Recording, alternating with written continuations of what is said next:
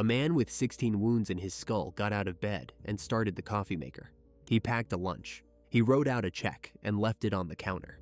He stepped outside for the morning paper, and when the door locked behind him, he retrieved the spare key from the flower pot and let himself back in, the way he had 100 times before. Part of his jaw was gone. The blade had gone through bone and into the tissue underneath, into the exact region that would have told him he was dying. So Peter Porco did the only thing still available to him, his routine. And roughly 230 miles to the west, the person who had done it was already back on the thruway, driving toward campus before the sun came up. Help this channel grow. Like the video, leave a comment, and subscribe for more cases. This helps us a lot. Thank you. Delmar, New York, is a hamlet inside the town of Bethlehem, about 5 miles south of downtown Albany. It is not a place with a reputation. Split levels and colonials, mature maples, driveways with basketball hoops, a high school people move into the district for. The kind of address that shows up in real estate listings as quiet, established, family-oriented. In 2004, the biggest recurring item on the Bethlehem police blotter was teenagers loitering outside convenience stores. 36 Broccoli Drive was one of those houses. 2 stories, attached garage, a small front step with a flower pot beside it. Peter R. Porco was 52 years old. He was born in Norwalk, Connecticut, the son of Jane and Ralph Porco, and he built a career in Albany the slow way, University at Albany, then Albany Law School, then a job most law students avoid, assistant public defender for Albany County. He moved into private practice at a downtown firm, but the work he talked about with the most pride was the least glamorous. He served as a law guardian in the 3rd Department, which meant he stood in Albany County Family Court and represented children who had no one else in the room arguing for them. Custody fights, neglect petitions, cases where the adults were the problem. He eventually clerked for Justice William McDermott, and by 2004, he held one of the most respected non-judicial positions in the state court system, law clerk to Anthony Farive Cardona, the presiding justice of the Appellate Division, 3rd Department. He read the appeals, he researched them, he drafted. Judges in that building trusted his memory more than their own notes. Outside the courthouse, he was the man who volunteered before anyone asked. Democratic committeeman, Eucharistic minister at St. Francis de Sales in Loudonville. He organized a program that brought Bethlehem High School students into real courtrooms to watch real proceedings. He stood on the deck at swim meets and on the sidelines at soccer games, and he did not sit down. And he was punctual, not approximately punctual, mechanically, unfailingly punctual. He arrived before he was expected. He answered his phone. In a building full of lawyers, Peter Porco's absence was a data point. That detail is going to matter more than anything else in the first 12 hours of this case. His wife was Joan, born Joan Balzano. She was a speech pathologist who worked with children, patient by profession, patient by temperament, the person who spent her days coaxing sounds out of kids who could not yet make them. She and Peter had been married roughly 30 years. Friends described a marriage without theatrics. They had built the exact life they had planned to build on 2 public service salaries in a school district they chose deliberately. They had 2 sons. The elder was Jonathan, 23, an officer in the United States Navy, assigned to a nuclear submarine out of South Carolina, disciplined, direct, and 800 miles away. The younger was Christopher, 21, a student at the University of Rochester, out at the far western end of the state. By November of 2004, Peter and Joan Porco had 1 child serving under the ocean, and 1 child they were beginning to understand they did not know at all. Because for 2 years, small things had been going wrong in that house. Laptops that vanished during holiday breaks, a window screen cut from the outside, a camera found lying in the front yard, as if someone in a hurry had dropped it on the way to the car. Peter had filed police reports. He had spoken to detectives. He had cooperated fully with the Bethlehem Police Department in the investigation of 2 burglaries at his own home. He had simply never asked the obvious question about who kept getting inside. Christopher Porco was born on July 9, 1983. He grew up in the same house, in the same school district, with the same advantages his brother had. At the University of Rochester, he presented a version of himself that had nothing to do with a 2-income household in Delmar. He told fraternity brothers that his grandmother owned much of the land in Fairfield County, Connecticut. He mentioned oceanfront property, vacation homes, a family with the kind of money that does not need to be discussed constantly. None of it existed. What did exist was the Jeep, a bright yellow Wrangler on oversized tires, a vehicle chosen specifically because it could be identified from 3 blocks away.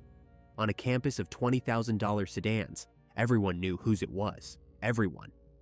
That fact will eventually put him on the New York State Thruway at 2 in the morning. But in 2004, it was just the accessory that sold the story. He had been a swimmer since high school, competitive, year-round, and he quit the team at Rochester. He entered the ROTC program and was forced out for poor grades. He started in biomedical engineering and switched to economics. He worked part-time at a veterinary hospital and told people he was headed for veterinary school. The pattern underneath was steadier than the resume. Christopher Porco took things, and then he sold them. Thanksgiving break, November 2002. He was home from school. The Porco house was burglarized, a Macintosh laptop and a Dell laptop taken. A camera reported missing turned up later in the front yard, dropped. Bethlehem police took the report. One of the responding detectives, Christopher Bodish, sat in that living room and wrote down what the family told him. He would come back to that house in 2 years under very different circumstances. 20 days after the burglary, one of the stolen laptops sold on eBay to a buyer in California. The seller was Christopher, July 2003. A second break-in at 36 Broccoli Drive. A Dell Inspiron taken out through a window, the screen torn from the outside. That machine also moved through an online listing.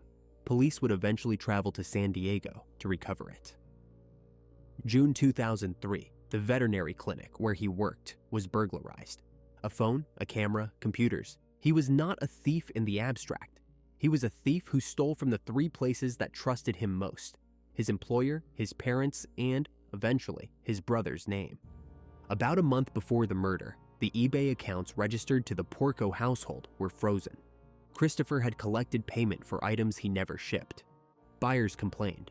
Money went missing. And because the accounts shared the Delmar address, the complaints landed on his brother. His response to that was the single clearest window into how his mind worked. He wrote to the angry buyers pretending to be Jonathan and told them that Christopher had died. That was the explanation for the missing merchandise and the missing refunds.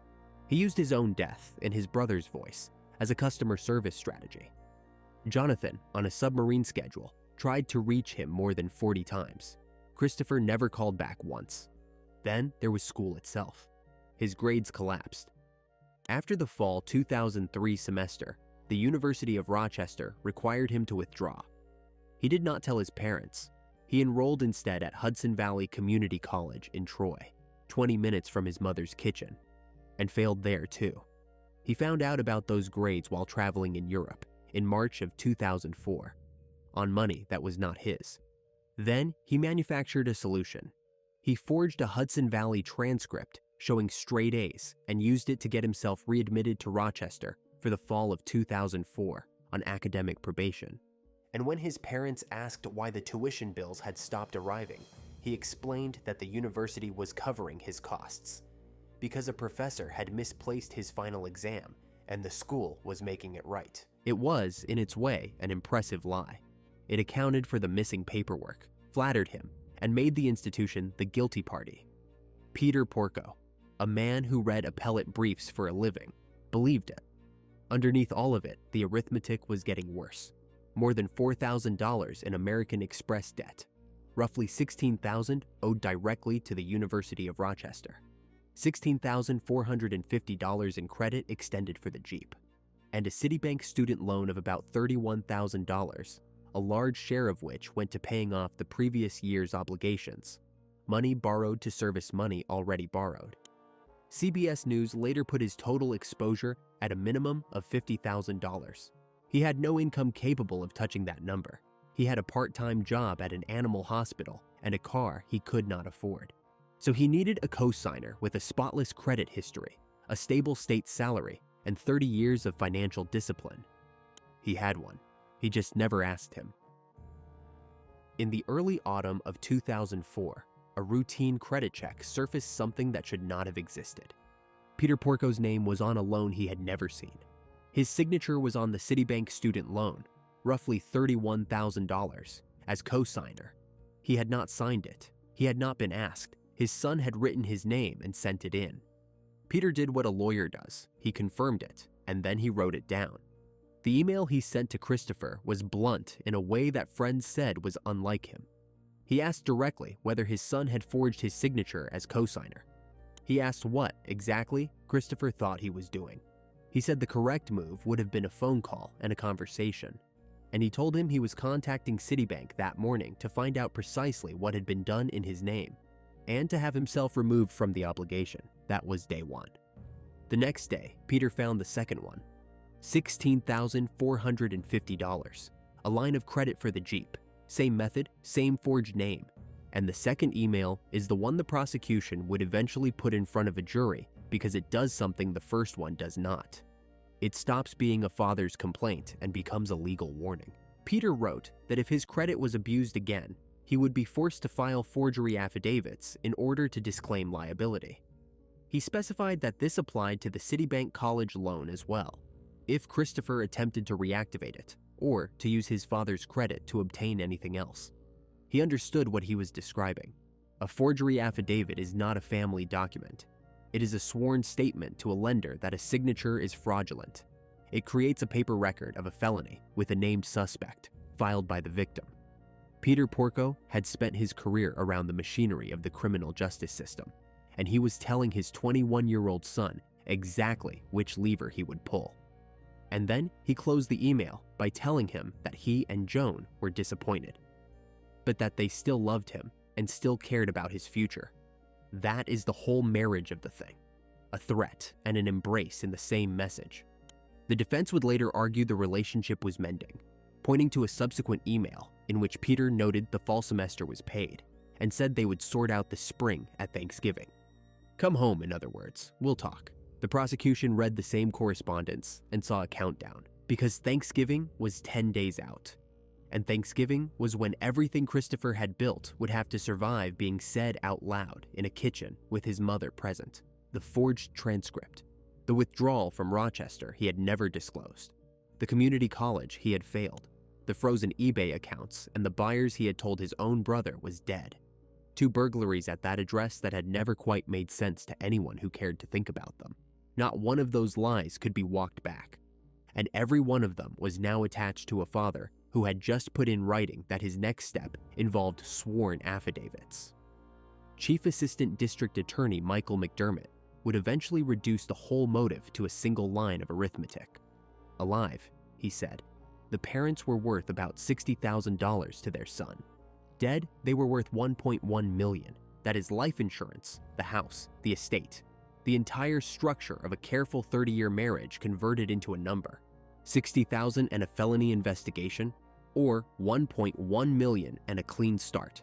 There is no evidence anyone in that house knew the calculation was being made. Peter went to work. Joan went to work. The check that was later found on the kitchen counter, written in the last hours of Peter Porco's life, while his brain was already failing, was money going out to his son. He was still paying for him, even then. Sunday, November 14th, 2004, Rochester, New York.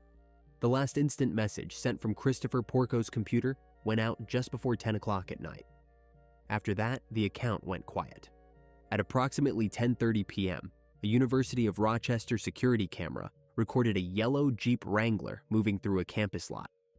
6 minutes later, a camera mounted on an off-campus medical building caught the same vehicle heading east, toward the entrance ramps of the New York State Thruway. At around 10:45 p.m., a toll collector named John Fallon handed a ticket to a young man in a yellow Jeep with oversized tires. From Rochester to Delmar is roughly 230 miles. 3 hours and change in the dark, with almost no traffic. Interstate 90 across the middle of the state, Syracuse, Utica, the Mohawk Valley. A corridor that in mid-November is nothing but headlights, salt-stained pavement, and the occasional truck stop glowing orange.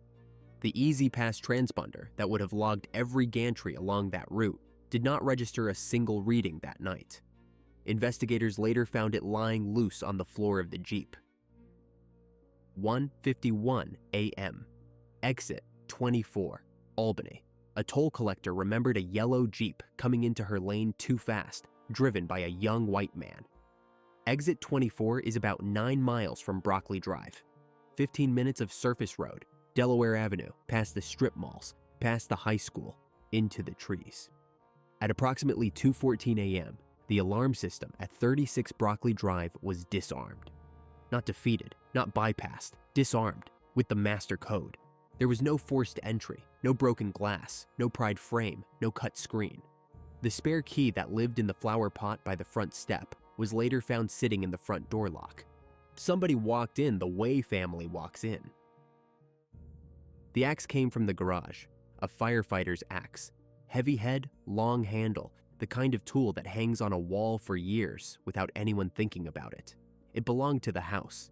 It had been in that house longer than the man who was about to be killed with it had been law clerk to the presiding justice.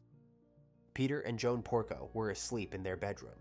The attack was silent in the sense that nobody in the neighborhood heard anything. It was not silent in the room. Peter was struck 16 times in the head.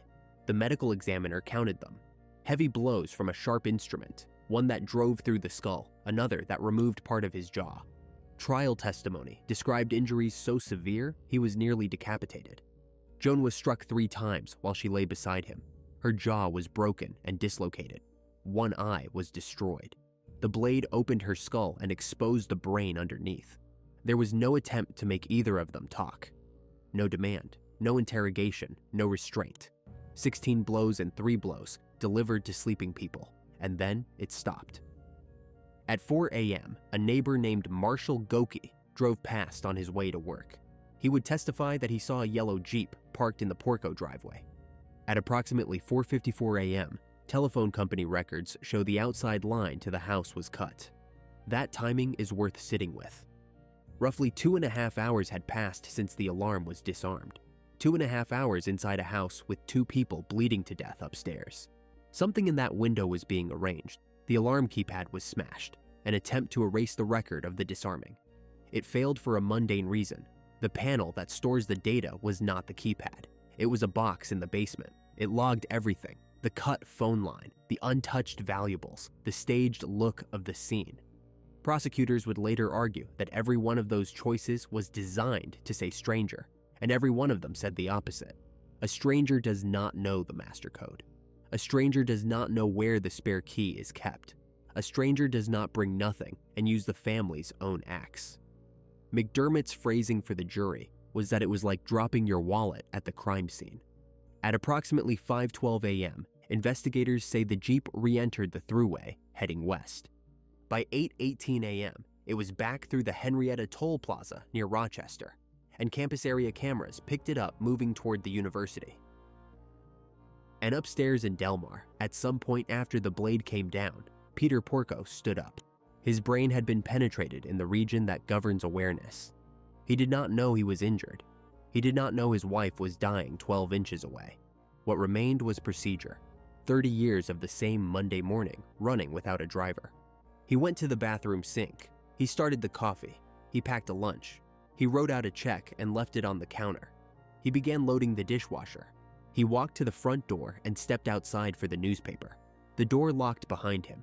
He went to the flower pot, took the spare key, and let himself back in. Then he collapsed in the foyer. The house recorded all of it. Blood on the bathroom fixtures. Blood in the kitchen. Blood on the counter, on the dishwasher, on the interior of the front door. A trail through every room of a man's morning routine, laid down by a man who was already, medically, gone. Monday, November 15th. The Appellate Division, 3rd Department. Peter Porco did not arrive. That alone was an alarm. He answered his phone. He arrived early. Calls to the house rang and went unanswered. The outside line had been cut at 4:54 that morning. Court Officer Michael Hart was sent to check on him. He reached Broccoli Drive at about 11:30. The front door was standing ajar. The key was in the lock. There was blood on the front steps. Hart looked inside and saw Peter Porco lying in the foyer and backed out and called for police and paramedics. The responders went upstairs. Joan Porco was still in the bed. She had been lying there for more than 7 hours with a skull fracture that had exposed her brain, and she was breathing. The axe was on the floor beside her. Detective Christopher Bodish arrived at 36 Broccoli Drive that morning and recognized the address before he recognized the room.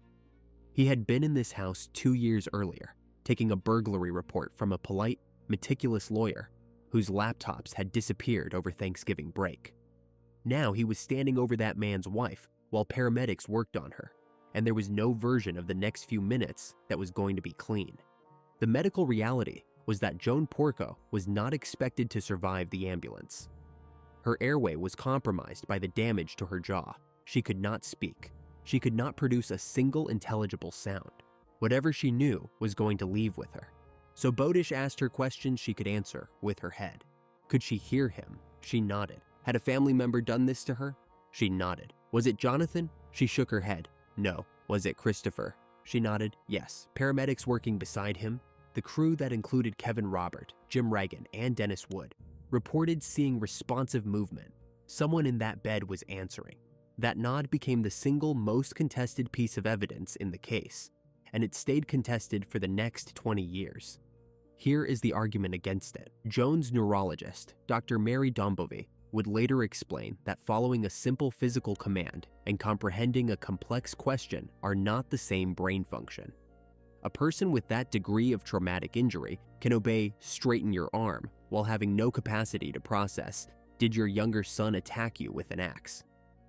The defense position was that Joan may have been responding to nothing more than the sound of a familiar name. Christopher. She nodded when she heard her child's name, the way an injured mother might. There is a second problem, and it is the one that has kept this case alive in comment sections and courtrooms ever since. Joan Porco does not remember doing it. She was placed in a medically induced coma. She survived, barely and permanently altered. She lost the eye. She lost a section of her skull. Her jaw had to be rebuilt. And when she came out of it, the night of November 14th into the 15th was simply gone. Not fuzzy, absent. In December of 2004, she gave videotape testimony to the grand jury. She did not identify her son. She never has. She later published a letter in the Albany Times-Union asking police to go find Peter's real killer. Christopher was told by phone. He has always said a reporter reached him first, that he dropped the phone, and that he called Bethlehem police himself.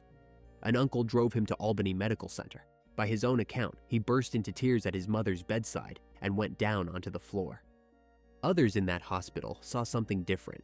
Joe Catalano, a former youth minister who came to the hospital specifically to comfort him, later testified that Christopher's behavior struck him as strange, and that when he was asked whether he had observed grief in the young man, his answer was none whatsoever.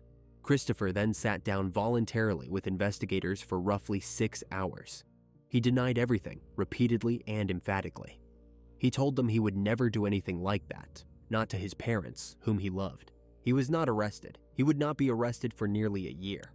He went to his father's funeral at St. Frances de Sales in Loudonville, where hundreds of people from the Albany legal community filled the pews for a man half of them had worked beside. He stood among them, and when police asked the obvious follow-up, where he had been that night, he gave them an alibi that was easy to check. He said he had fallen asleep on a couch in a lounge in his dorm. The alibi went first. Fraternity brothers and dorm residents were interviewed about the couch in the lounge. The account did not hold. Nobody could place him asleep there through the night. The story that was supposed to cover roughly 10 hours covered nothing, but breaking an alibi is not the same as proving where a man was. And this is where the Porco investigation became an exercise in institutional frustration. Bethlehem is a small suburban department. Terrence Kindlon, who would eventually defend Christopher, mocked it in open court as an agency whose main occupation was chasing skateboarders away from the convenience store, adding for the jury's benefit that this was not the FBI. The department's response to that criticism was to hand the case to everyone. District Attorney David Swartz later said the investigation ultimately drew in 22 separate police and security agencies across the country. Detectives flew to San Diego over a laptop. Investigators pulled toll records, campus surveillance footage, phone company logs, alarm panel data, eBay transaction histories, bank records. And the physical evidence, the part that decides most murder cases, refused to arrive. There was no blood in the yellow Jeep. None on the seats, none in the footwells, none in the cargo area. There was no blood on any item of Christopher's clothing. There were no fingerprints on the axe. There was no DNA placing him inside that bedroom. In a scene with that much blood, a man struck 16 times in the head, a woman struck 3 times, a trail through every room downstairs. Investigators recovered nothing biological connecting the suspect to the house he had grown up in. And of course, the fact that he had grown up there meant that even if they had found his fingerprints on a doorframe, it would have proven only that he had once lived at his own address. That is the peculiar problem of a family murder. The suspect's traces are supposed to be there. Meanwhile, the defense had a piece of evidence pointing away. An unidentified fingerprint was recovered from the telephone junction box in the backyard, inches from where the line had been cut at 4:54 in the morning. It did not belong to Christopher Porco. It has never been matched to anyone. The other theories got their turn, and the first one was almost too tidy. Peter Porco had a relative, a great-uncle, named Frank Porco. Frank Porco was a convicted member of the Bonanno crime family, a man with a record involving loan sharking and extortion. His nickname, which no defense attorney could have invented without being accused of overreaching, was Frankie the Fireman. The murder weapon was a fireman's axe. The suggestion hung in the air for months, a message killing, a retaliation reaching sideways into a respectable branch of the family, delivered with a signature. It was the kind of theory that a jury would remember. Police checked it and it disintegrated. Frank Porco was in prison, and he was in prison precisely because he had refused to cooperate with authorities, which is close to the opposite of a man the organization needed to send warnings on behalf of. There was no connection between his world and a law clerk's split level in Delmar. Then there was the courthouse angle. Peter had spent his career in family court and appellate work, custody battles, neglect cases, decisions that ruin people. Investigators identified a man who had lost a custody matter Peter had been involved with and who had reportedly threatened him. He was interviewed, he had an alibi, he was cleared. Every plausible outsider was checked and eliminated. What remained was a house that had been opened with a code, emptied of nothing, and staged badly. So the case was rebuilt out of pieces that individually meant almost nothing. A yellow Jeep on a campus security camera at 10:30 at night. A toll collector in Rochester who remembered oversized tires.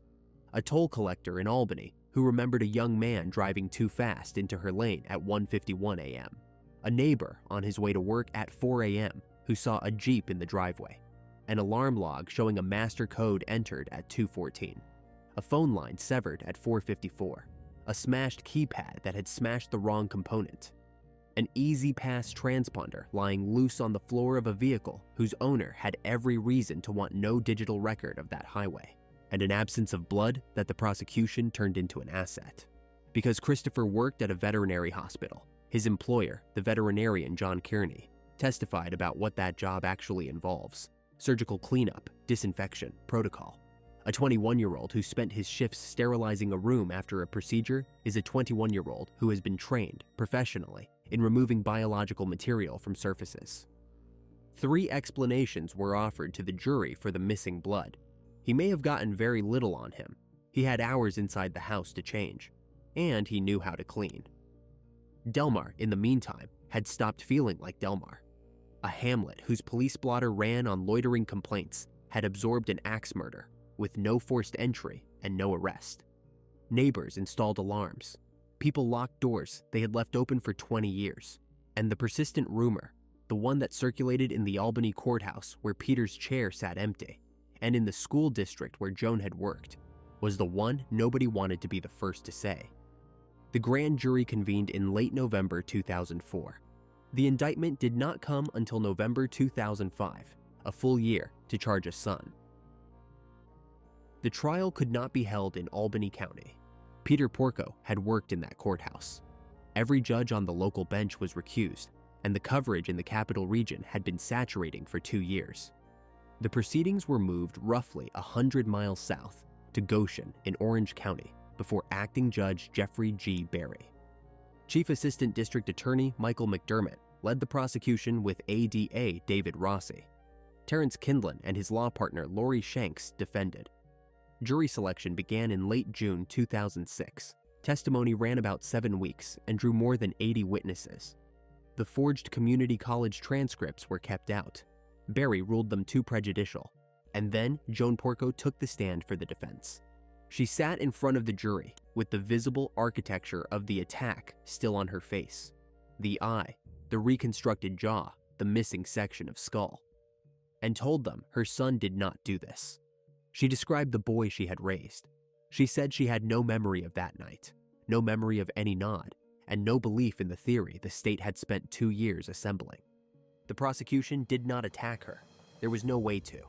Their position was simply that the most damaged witness in the room was the least reliable one about the only thing that mattered. Jonathan Porco testified as well. The Times-Union described his manner toward his brother as icy and their relationship as strained. On August 10th, 2006, the jury began deliberating at 10:25 in the morning. At 4:12 that afternoon, they sent out a note. Under 6 hours, guilty of murder in the second degree and attempted murder in the second degree. Christopher showed nothing. He later said Lori Shanks had advised him to keep his face still. Joan was not in the courtroom. She was waiting at a hotel in Goshen.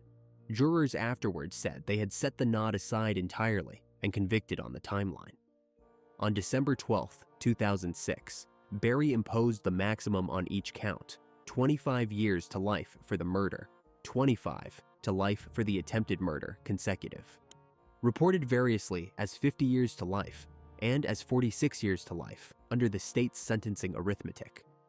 The judge said he feared very much that what happened in those early morning hours was something that could happen again. The appeals ran their course.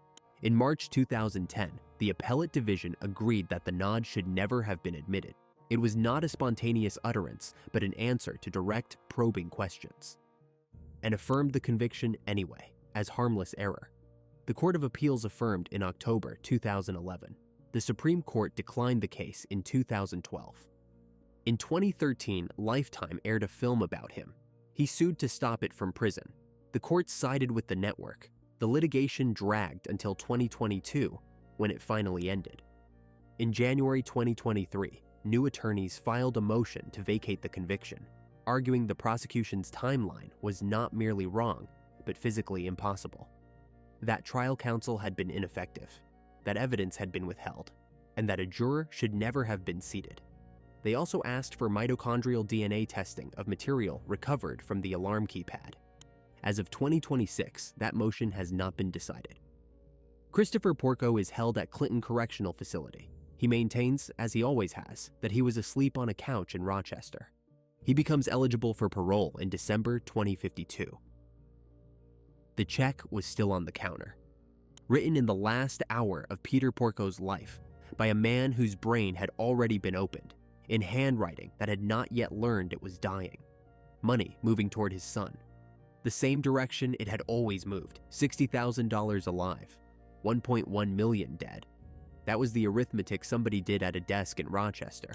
And the number that came back was wrong in every way a number can be wrong. Because what it actually purchased was a father buried in November, a mother who lost an eye, a portion of her skull, and the entire night, a brother who stopped speaking to him, 50 years in a cell 300 miles north of Delmar, and a woman who still says he didn't do it, about the only night of her life she cannot remember. If you are finished watching, you're a real fan of true crime. Subscribe to the channel, turn on notifications, and give it a like. See you in the next video.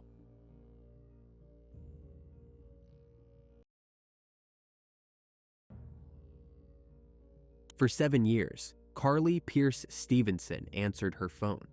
She sent messages home to her mother. Her bank account kept moving. Fuel, groceries, cash withdrawals across 3 states. She had been dead the entire time. Her bones lay in a forest south of Sydney, nameless, cataloged only by a single word printed on the shirt found beside them. And 750 miles away, in a suitcase dumped at the edge of a highway, lay what was left of her 2-year-old daughter. No one was looking for them. Someone had made sure of that. Help this channel grow. Like the video, leave a comment, and subscribe for more cases. This helps us a lot, thank you. Alice Springs sits almost exactly in the middle of Australia. A town of about 25,000 people, surrounded by 900 miles of red desert in every direction. To get anywhere else, you drive for a full day or you fly. That geography shapes people. It makes some of them incurious and settled. It makes others desperate to see what exists beyond the ridgeline. Carly Jade Pierce Stevenson belonged to the second group. She was born in 1988 and raised in that town by her mother, Colleen, and her stepfather, Scott Povey. Family photographs from her teens show a slight girl with dark hair pulled back, a wide and slightly crooked smile, the kind of face that reads younger than the birth certificate. Those who knew her described someone soft-natured and easily led, quick to trust, quick to believe that a person offering help was simply a person offering help. It was not naivety exactly. It was a small-town instinct, formed in a place where you knew the names of the people at the next table. She left school without finishing. She drifted between casual jobs.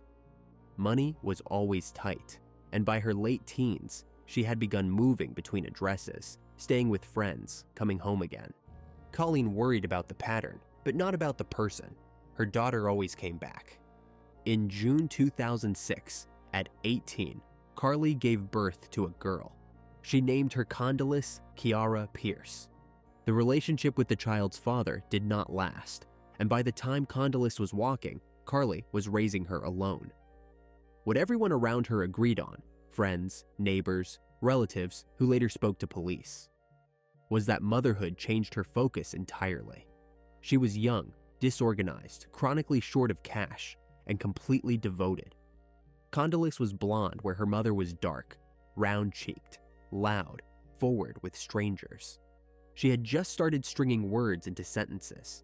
She had a habit of narrating whatever she saw out a car window.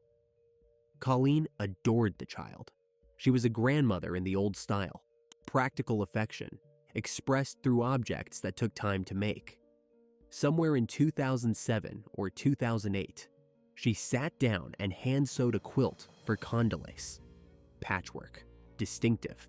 Not a store-bought pattern, but her own arrangement, stitched panel by panel in the front room of a house in Alice Springs.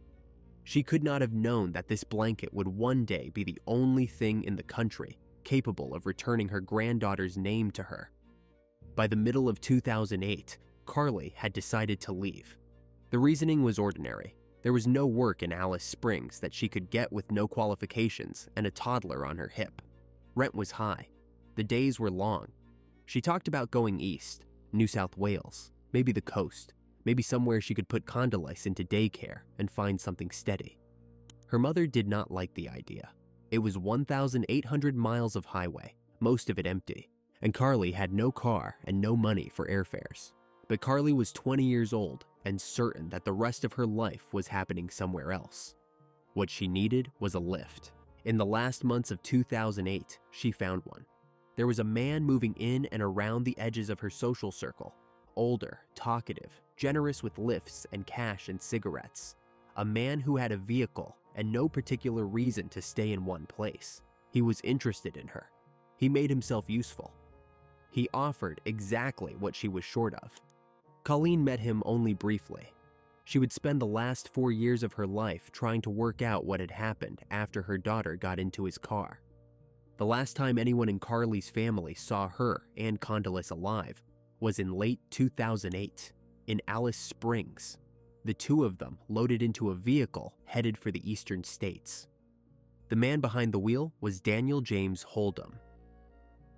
Daniel James Hold'em was born in 1974, which made him 34 when he met Carly, 14 years older than she was, and old enough that his interest in a 20-year-old should have registered as a warning to somebody.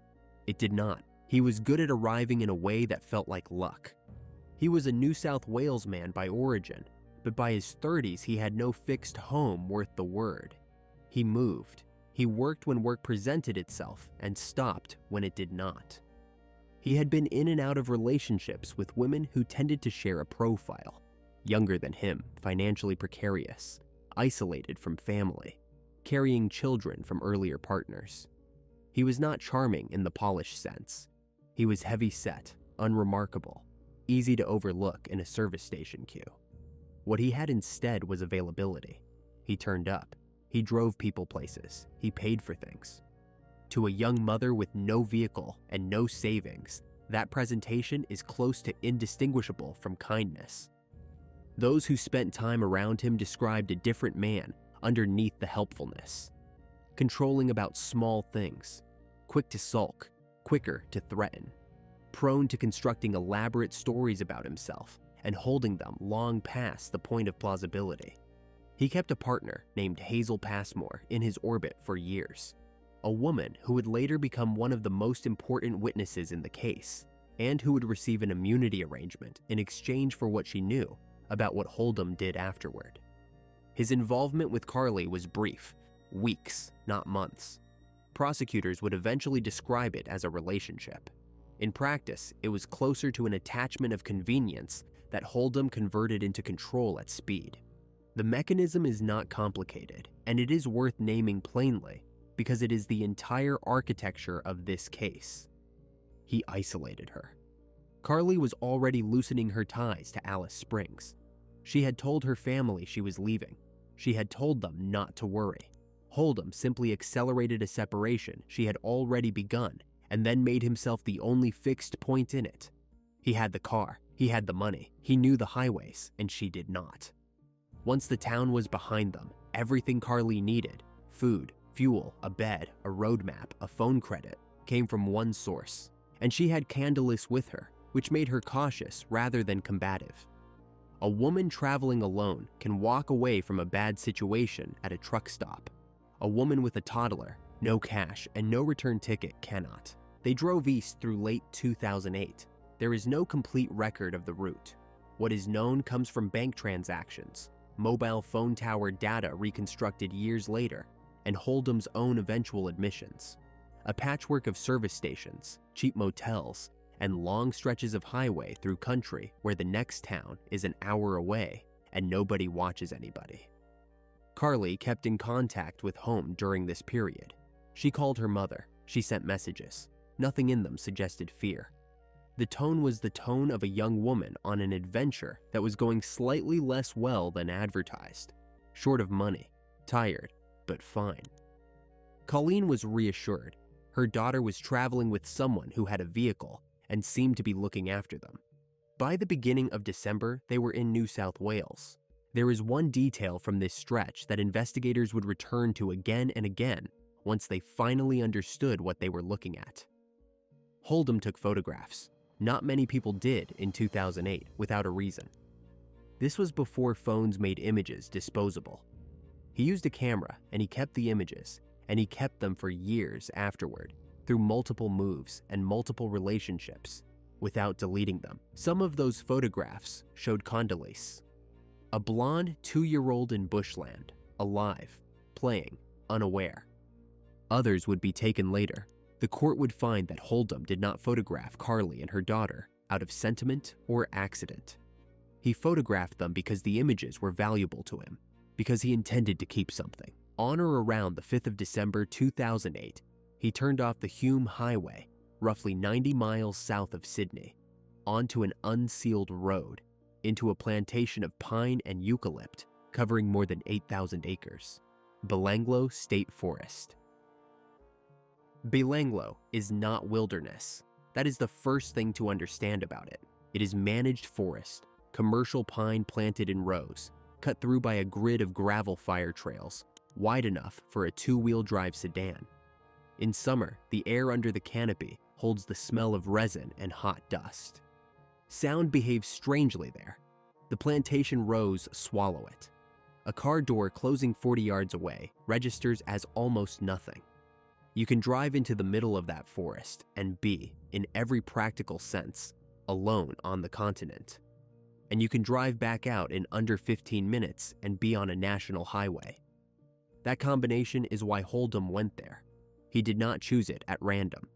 The court would later accept that this was a planned killing, not an argument that escalated. He had brought Carly hundreds of miles from anyone who knew her.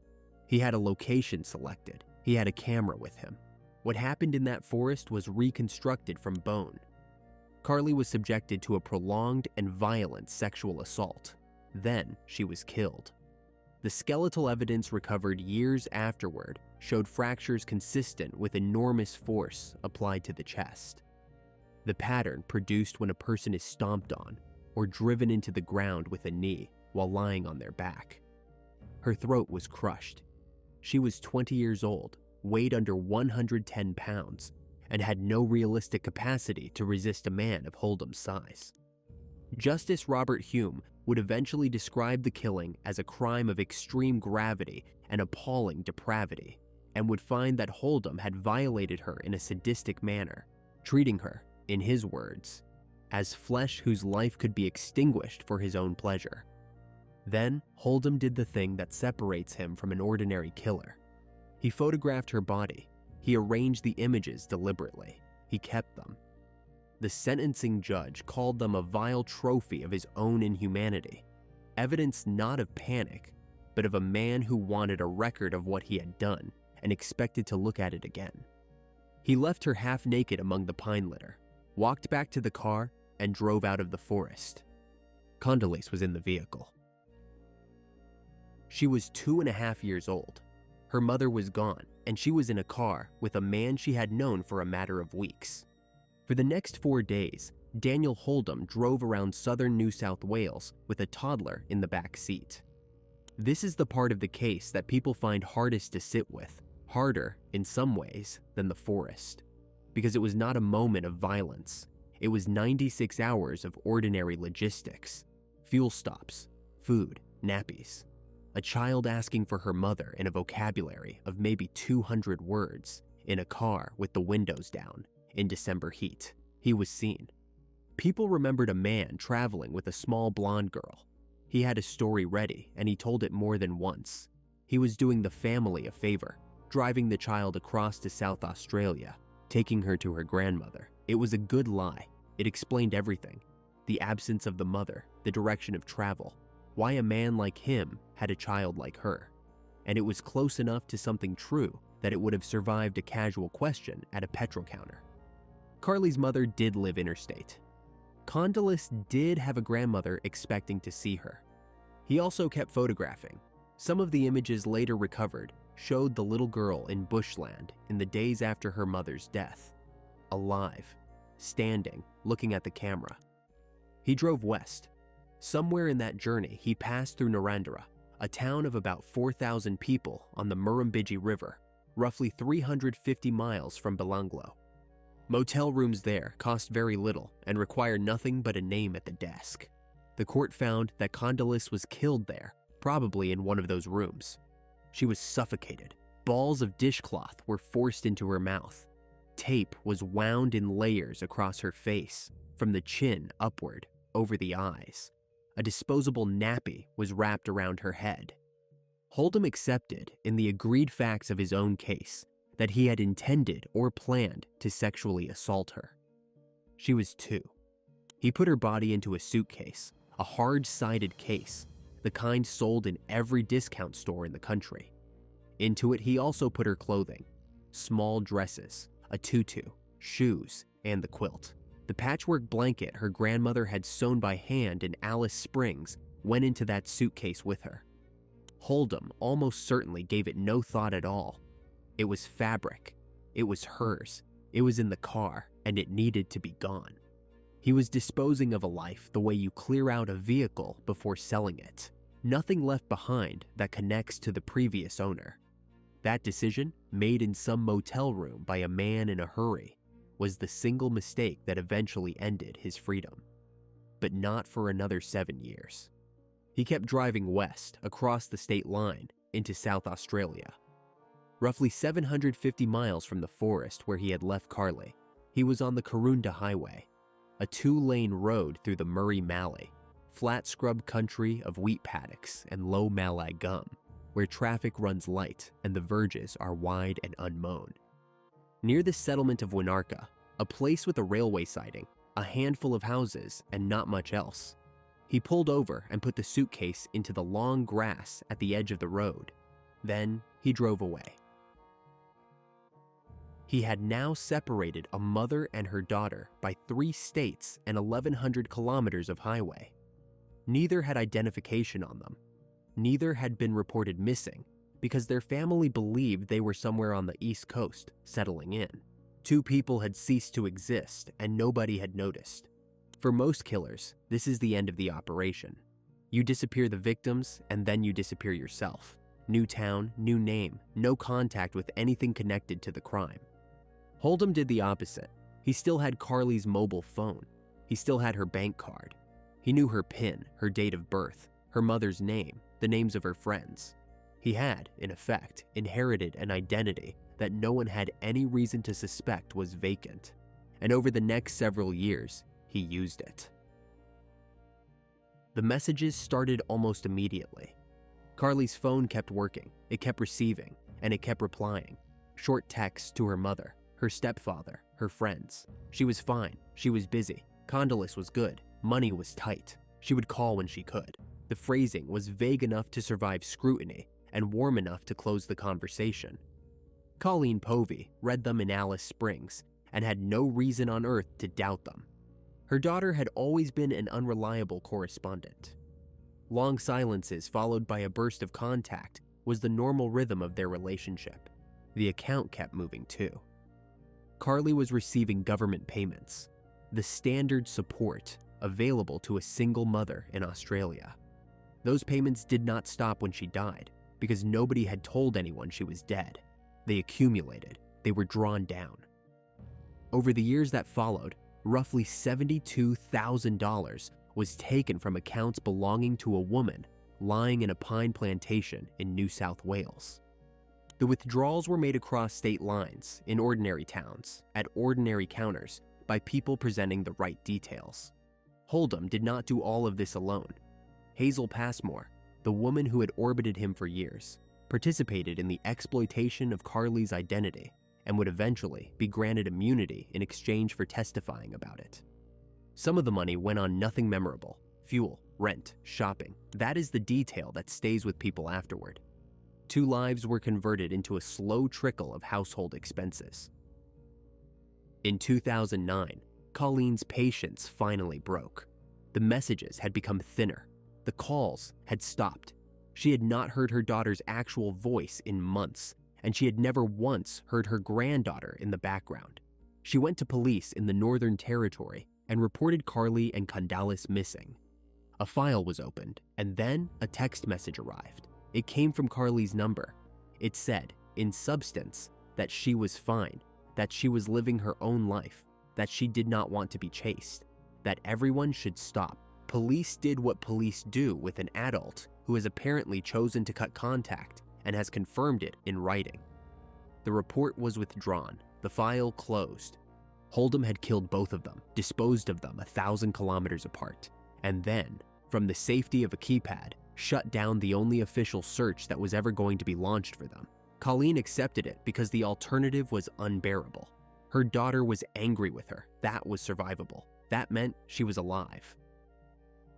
Understand what this did to a family over the following 3 years. There was no grieving because there was no death. There was no anger because there was no crime.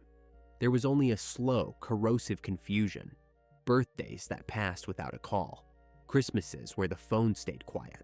A grandmother buying gifts for a child she could not post them to. Relatives began to build private theories. Carly had fallen in with a bad crowd. Carly was ashamed of something.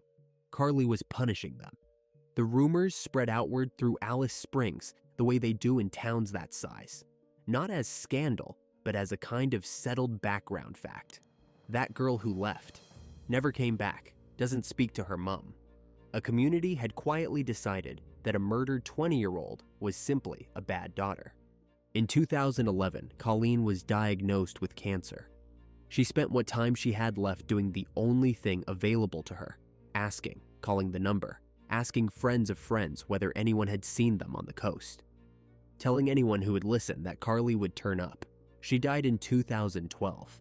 Her husband, Scott Povey, was holding her hand at the end.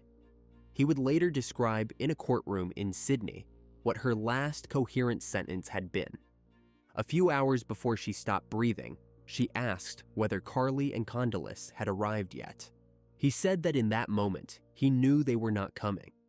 Colleen Povey was buried without ever learning that her daughter had been dead for 4 years, that her granddaughter had been dead for 4 years and 4 days, or that the quilt she had stitched by hand was lying in a suitcase in the grass beside a South Australian highway, 1,300 miles from her front door, waiting to say the thing she had spent the rest of her life trying to find out. On 29 August 2010, 2 trail bike riders came off a fire trail in Belanglo State Forest and stopped where the pine gave way to scrub. There were bones in the leaf litter, not buried, not concealed under rock or timber, scattered across a small area by 20 months of weather and animals, bleached where the sun reached them, dark where they had lain in the mulch. A skull, ribs, the long bones of the legs, some of them yards apart. The riders backed away and called it in, and within hours the forest was closed and a forensic team was working the site on hands and knees. What they recovered was almost nothing. A woman, young. The growth plates put her somewhere between 18 and 30. Small, around 5'2", no wallet, no keys, no phone, no jewelry, no dental work distinctive enough to match to a chart, not enough soft tissue left to determine a cause of death by ordinary means, only what the skeleton itself could say. Massive blunt force to the chest, and damage consistent with a crushed throat. There was clothing nearby, ordinary clothing, cheap, mass-produced. And on one item, there was a printed word, angelic. Police had no name to attach to her, and a case needs a name. When they went public asking for help, they called her Angel. The press shortened it. She became the Angel of Belanglo, and that was the only identity she had for the next 5 years. The investigation went wrong immediately, and not through incompetence. Belanglo carried a reputation. Bodies had come out of that forest before, in the early 90s, in a case that had been front-page news across the country. The moment skeletal remains surfaced under those pines again, every reporter in New South Wales reached the same conclusion, and the theory dominated coverage for weeks. Forensic analysis dismantled it. The condition of the remains and the state of the surrounding ground indicated the body had been left there long after the man responsible for those earlier crimes was already serving life. Whoever this woman was, she had died recently, within the previous 2 or 3 years. But by then, the assumption had done its damage. Public attention had locked onto a story that was closed, and the actual question, who is she, got very little oxygen. The second theory was more reasonable and just as wrong. Belanglo sits beside the Hume Highway. Young women who go missing near major intercity routes are, statistically, often travelers. Investigators worked the assumption that she was a backpacker or a hitchhiker, possibly foreign, possibly someone whose absence would be noticed slowly or noticed overseas. They ran her against missing persons databases in Australia and abroad. Nothing matched. And it could not match because the reason she was not on any list was not that she was foreign or transient.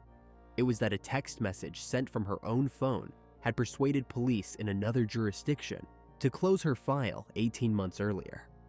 Every search assumed a family somewhere was looking. Her family had been told to stop. In 2011, forensic artists produced a facial reconstruction, a clay and computer approximation built up from the contours of the skull. Police released it nationally. A young woman with dark hair, neutral expression, the slightly unreal quality that reconstructions always carry. It generated calls. None of them led anywhere. Nobody in Alice Springs saw it. Or, if they did not connect a stranger's approximated face with a girl who had chosen to stop speaking to her mother. By 2012, the file was cold. By 2013, it was one more unidentified remains case in a country that has hundreds of them. The forest reopened. The trail bikes came back. She stayed on a shelf in a box, cataloged under a word from a t-shirt. 5 years passed, and roughly 750 miles west, in the grass beside a highway in the South Australian Mallee, a suitcase sat through 5 summers and 5 winters. The sun rotting the fabric, the seams splitting, the case slowly collapsing in on what it held, until a driver slowed down to look at it. 15th of July, 2015, midwinter in South Australia. The Karoonda Highway runs east out of the Adelaide Hills into flat, pale country, wheat stubble, low Mallee scrub, fence lines, sky. A motorist heading through Winnerka noticed something in the grass on the verge. A suitcase, hard-shelled, weathered, half swallowed by the roadside vegetation. People stop for roadside dumping all the time. Occasionally, it is something worth taking. He got out and opened it. Inside were children's clothes, small dresses, a tutu, shoes sized for a toddler. And among the fabric, brittle and browned, were bones. He called the police, and by that afternoon, a section of the Karoonda Highway was closed and tented. The remains belonged to a girl, very young. The skeleton suggested somewhere between 2 and 4 years old. And she had been in that suitcase a long time, not months, years. Investigators concluded almost immediately that she had suffered a violent death well before her body was placed at the roadside. What was still on her told them how. Compacted balls of dishcloth in the mouth, layers of tape wound around the skull, running from beneath the chin up over the eye sockets, a disposable nappy wrapped around the head. Whoever she was, she had not died of neglect or illness. Someone had held her face and worked deliberately. She had no name either. Australia now had 2 nameless victims, a woman under the pines in New South Wales, a child in the Mallee in South Australia, and, for several months, no reason on earth to connect them. South Australian police made a decision that decided the case. They could not release a face. There was no face left to reconstruct, and even if there had been, a 2-year-old's features changed too fast to be recognizable years later. So they released the contents of the suitcase, photographs of the clothing, the tutu, the little dresses, and a quilt, handmade, patchwork, not a commercial design, an arrangement somebody had worked out themselves, panel by panel, stitched at a kitchen table. Police put that image on every news bulletin in the country and asked one question. Does anyone recognize this blanket? It was an unusual appeal, and it worked in an unusual way. A photograph of a child is passive. You look at it and either recognize the face or you don't. A photograph of a hand-sewn object is active. It asks the viewer to remember making something. It asks families to think about their own aunts, their own grandmothers, their own front rooms. More than 1,200 calls came into Crime Stoppers. Most were nothing. Mistaken quilts, well-meaning guesses, old grief attaching itself to a new case. Then, in October, a caller said something specific. They believed the quilt had been sewn by a woman in Alice Springs. That woman had died of cancer in 2012. She had made it for her granddaughter, a little blonde girl named Candace, who had left the Northern Territory with her mother in 2008 and never come home. The family had been told the mother wanted no contact. The caller offered a name for the child in the suitcase and a name for the mother nobody had been looking for. DNA moved fast after that. Relatives provided samples. On October 20th, 2015, the remains in the suitcase were confirmed as Candace Kiara Pierce, aged 2.5 at death. That confirmation raised the obvious question. Where was her mother? Investigators went looking for Carly Pierce Stevenson's DNA and found it in an unexpected place. Old medical records held a blood sample taken years earlier, before she ever left Alice Springs. They ran it against the National Database of Unidentified Remains. On October 21st, 2015, one day after the child was named, the Angel of Belanglo was named as well. The woman under the pines was the mother of the girl in the suitcase. 2 cases, 2 states, 5 years apart, closed within 24 hours of each other by a blanket. The joint investigation that followed did not take long. because the answer had been sitting in plain sight since 2008.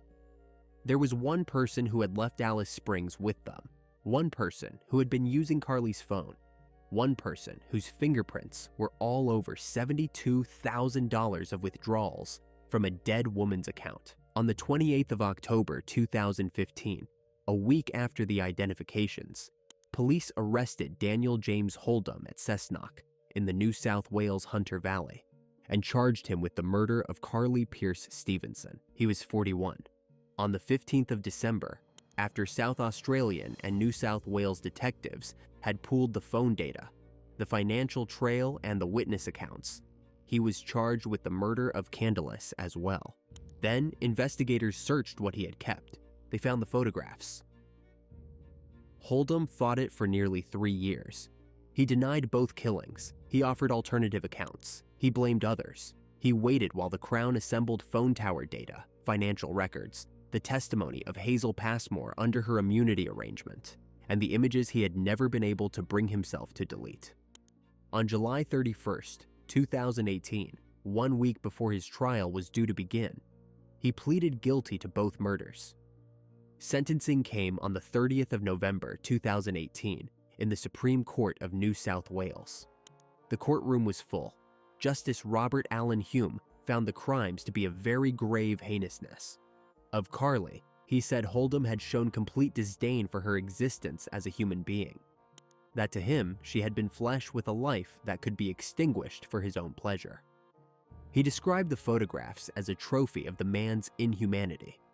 He noted the cruelty of what followed, the messages sent to a mother who was dying, the fraud committed against a daughter who no longer existed.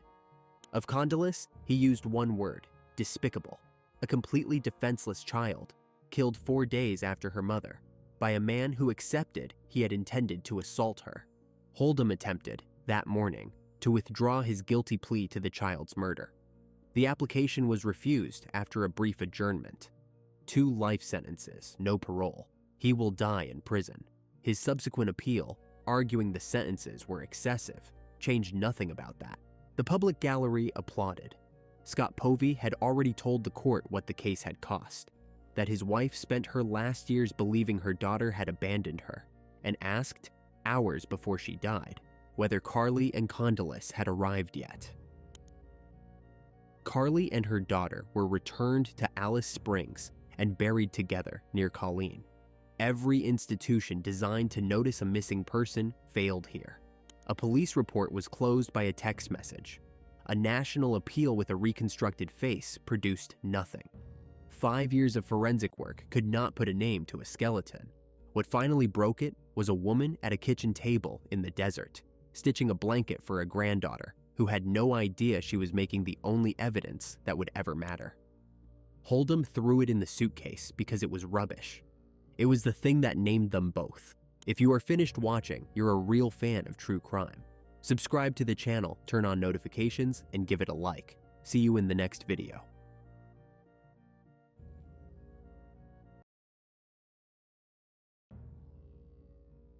A cardiologist spent his career restarting hearts. On a February night in 2009, in a rented house north of Montreal, he stopped 2 of them, his 5-year-old sons and his 3-year-old daughters. 46 wounds between the 2 children. Then he drank windshield washer fluid and lay down on the bathroom floor to die. He survived. 2 years later, a jury heard all of it and ruled that he was not responsible for any of it. He walked out a free man. Quebec has not forgiven it since. Help this channel grow. Like the video, leave a comment, and subscribe for more cases. This helps us a lot. Thank you. Guy Turcotte was born in 1972 and raised in small-town Quebec, in a family where the path upward ran through school and stayed there. He was not the loud kind of gifted. Teachers remembered a quiet, exacting boy who finished what he started and did not like being corrected. Medicine suited that temperament exactly. He entered it the way careful people enter deep water, slowly, on his own terms, checking the footing. Cardiology was the natural endpoint. It is the most rule-bound discipline in the hospital, a specialty built on numbers, rhythms, and thresholds. A heart either conducts or it doesn't. The rate is either survivable or it isn't. Turcotte learned to read those margins and act inside them. Colleagues at the hospital in Terrebonne, where he eventually took a staff position, described a competent physician with an unremarkable bedside manner. Not cold, just contained. A man who preferred the monitor to the conversation. Isabelle Gaston came at medicine from the opposite direction. She chose emergency medicine, the specialty with no schedule, no continuity, and no time to prepare. Whatever comes through the doors is the case. She was good at it, and the same engine that made her good at it drove everything else in her life. She ran, not casually. Ultra distances, mountain races, the kind of events where the finish line is measured in hours of controlled suffering. People who trained with her noticed that she did not talk herself out of things. She simply kept moving forward until the thing was done. They met inside that shared world of residency and call schedules. Two young doctors who understood the vocabulary and the exhaustion without needing it explained.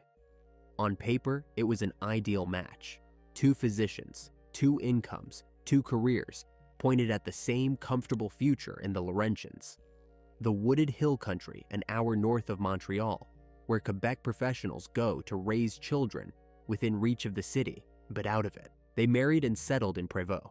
Olivier arrived in 2003. Anne-Sophie followed 2 years later. The boy took after his father in the way small boys do, watchful, drawn to how things worked, quick to take a toy apart. He had started school. He was learning to read. His sister was still at the age where language arrives in bursts, where a day is measured in snacks and cartoons, and whichever adult is available to be climbed on. By outside measure, the family had everything the region promises. 2 doctors' salaries, a house with room around it, snow in the winter and trails in the summer, and a babysitter on call for the evenings when both parents were working. Photographs from those years show a father who held his children easily, a man visibly proud of them. Inside the house, the arrangement was already under strain. 2 demanding medical careers do not divide neatly into one domestic life. Someone has to be home, and the person who is home is the person who is not advancing. Isabelle did not slow down. Turcotte noticed that she did not slow down.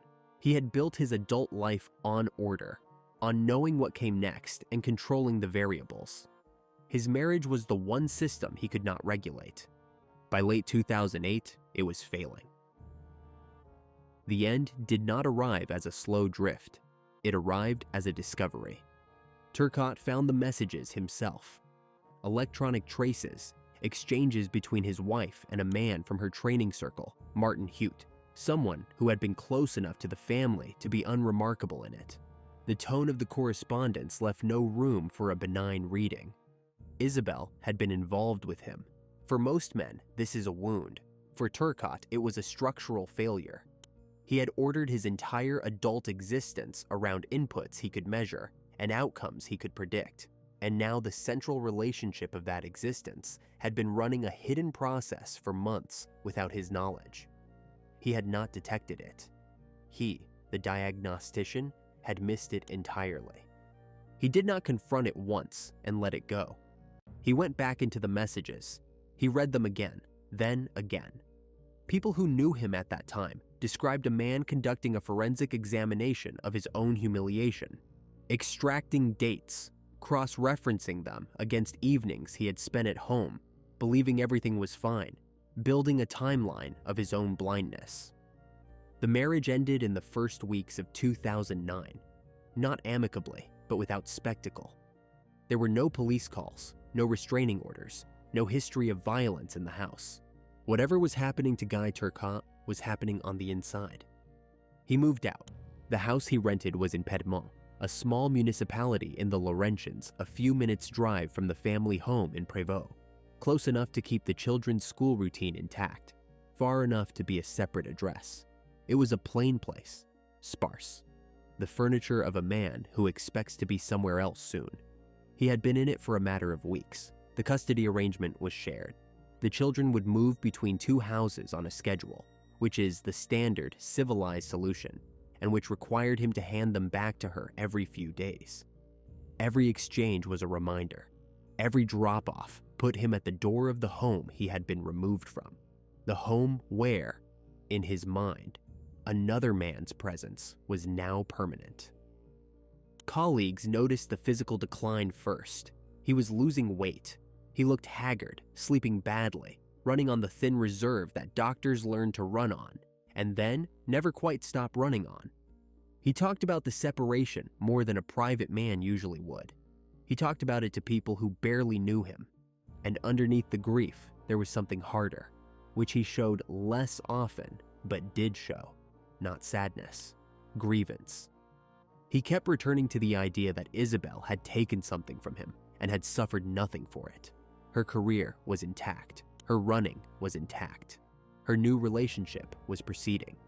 He had lost the house, the marriage, the daily presence of his children, and the version of himself that had made sense. And she, in his accounting, had lost nothing at all. He was carrying the entire cost of a decision that had not been his. That is the arithmetic that matters in this case.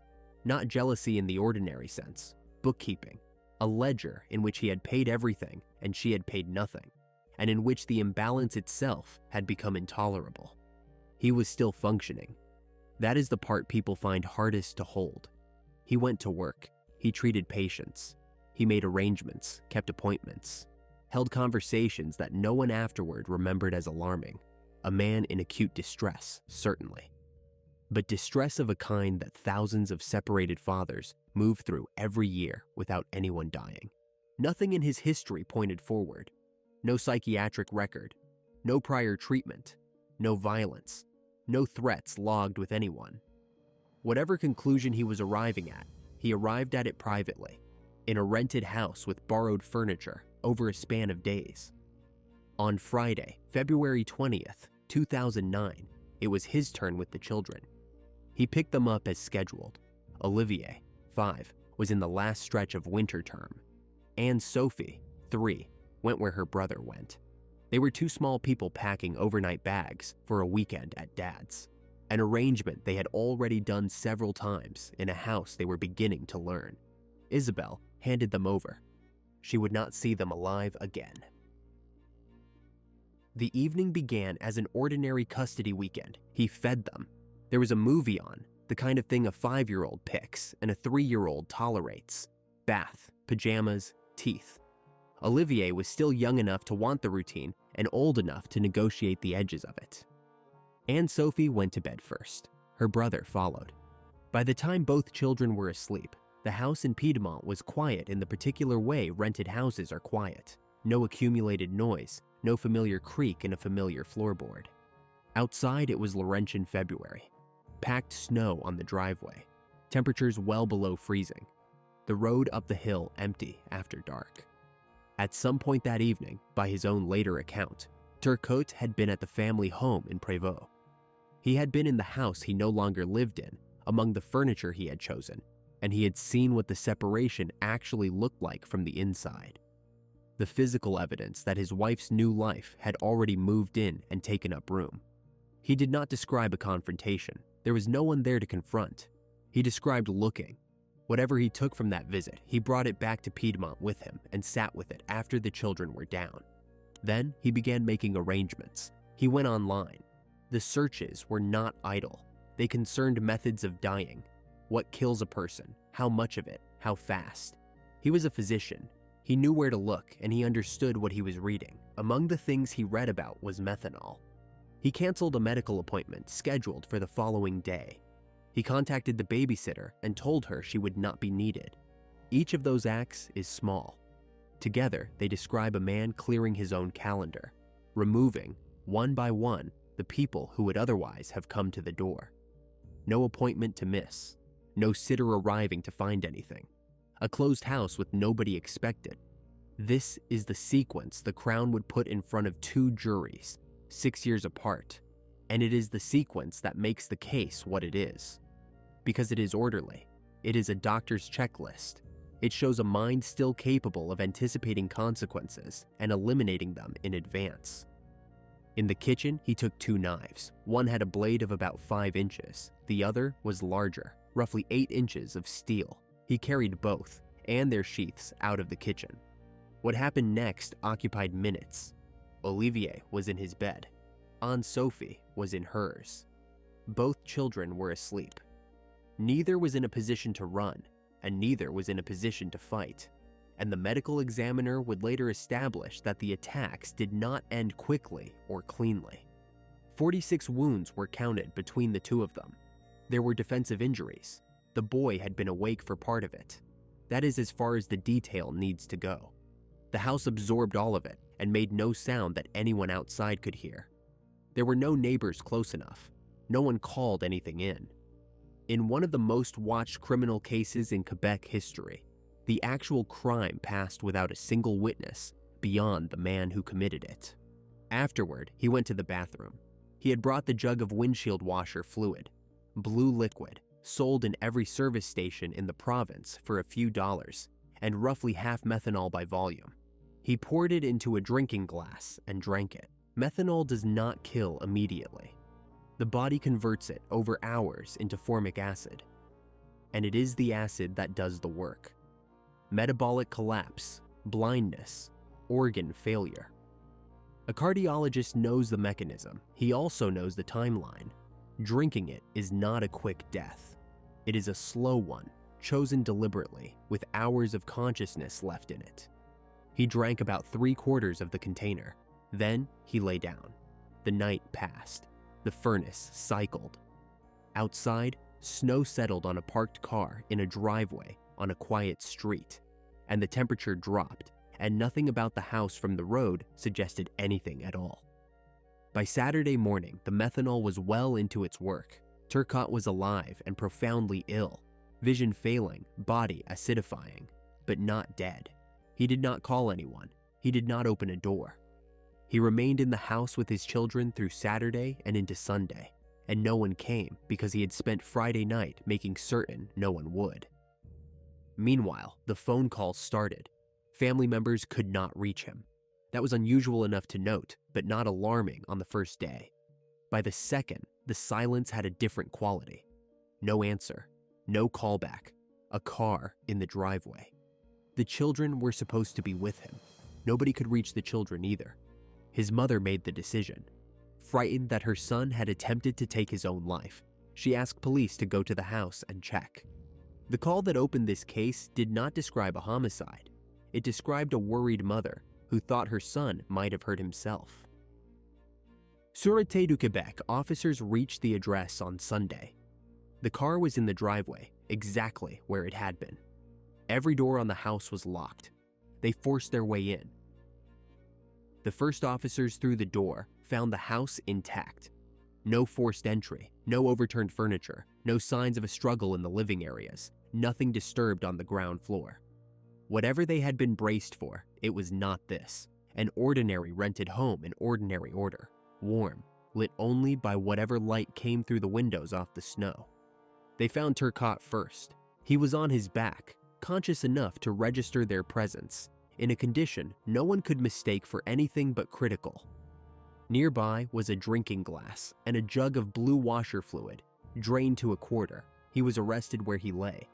Then they went into the bedrooms. Officers who have described that moment publicly have done so sparingly. The children were in their beds, both of them.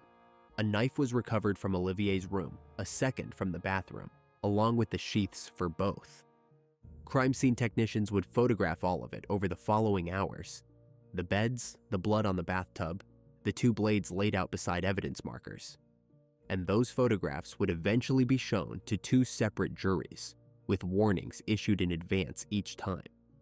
Turcotte was taken out of the house alive and moved to hospital in Montreal. The medical situation was severe. Methanol poisoning at that volume, left untreated for the better part of 2 days, does not usually leave a survivor. He required intensive intervention. His vision was compromised. For weeks, he was too ill to be brought before a court, and when the charges were formally laid, 2 counts of first-degree murder, he was still in a hospital bed, unable to attend his own arraignment.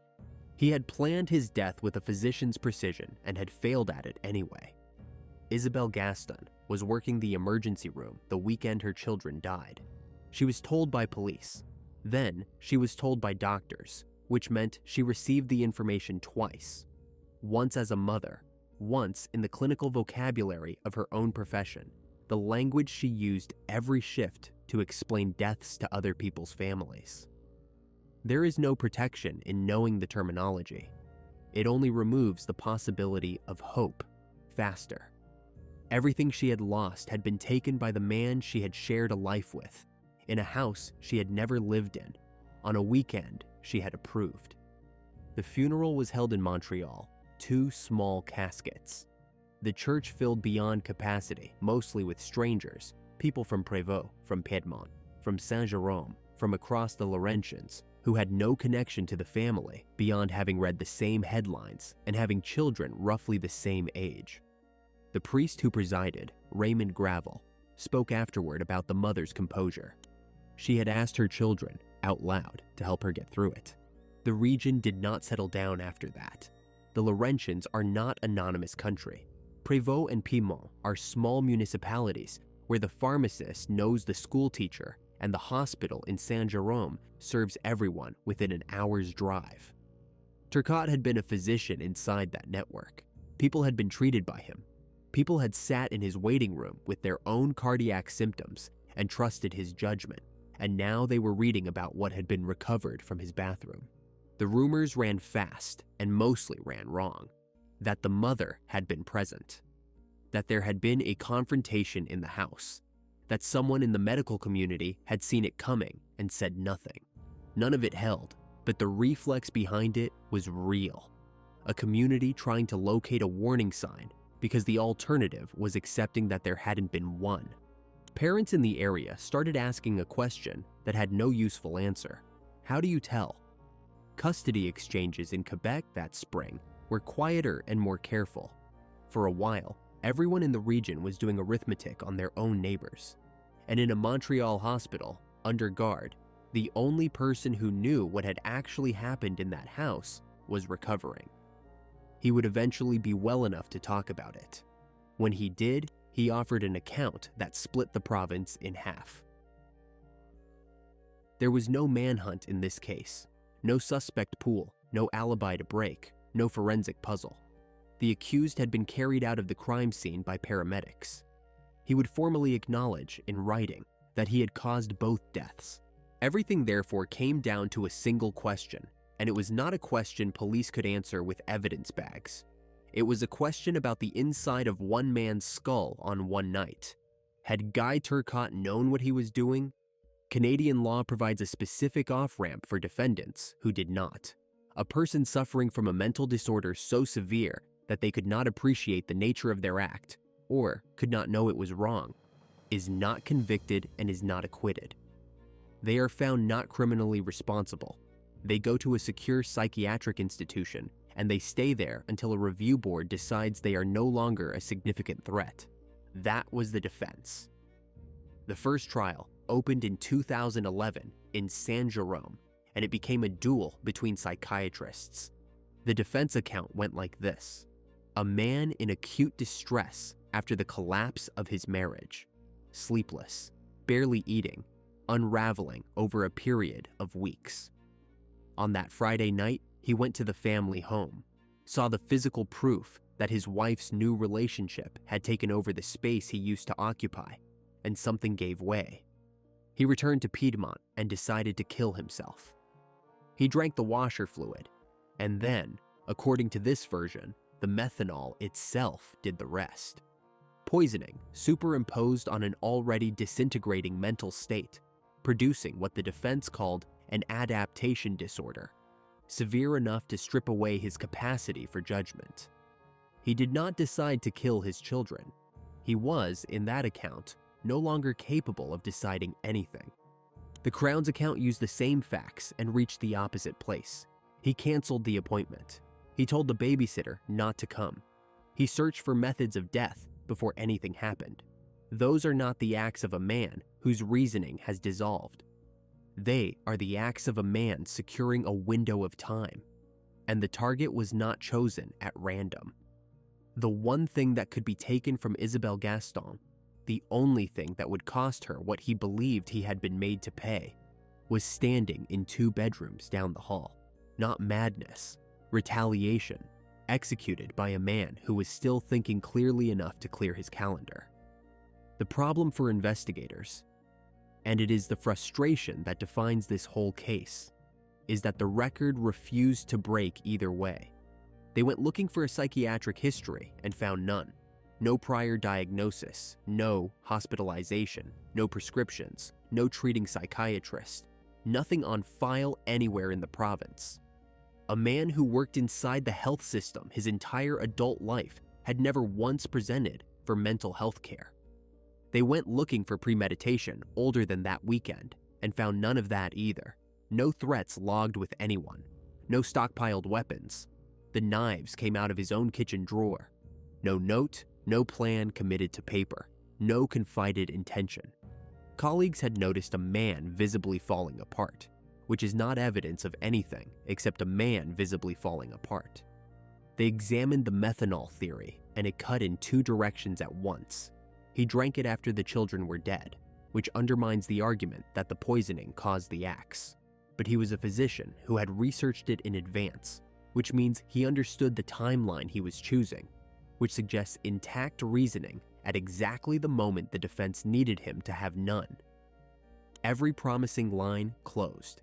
What remained were 2 coherent stories built from identical material, and 11 ordinary people in a jury box in Saint-Jérôme who had to pick one. They deliberated for 10 days. On July 5th, 2011, the verdict came back. Not criminally responsible on account of mental disorder. There was noise in the courtroom before the words finished. Isabelle Gaston sat through it, then went outside to face the cameras, and what she said would set the direction of the next 4 years. She did not describe a legal setback. She described a judicial error that appalled her, a system that had, in her view, failed to try her children's case at all. Turcotte was sent to the Philippe Pinel Institute, Quebec's maximum security psychiatric hospital, not for a fixed term. There is no fixed term. He would be held until a review board judged him safe to release.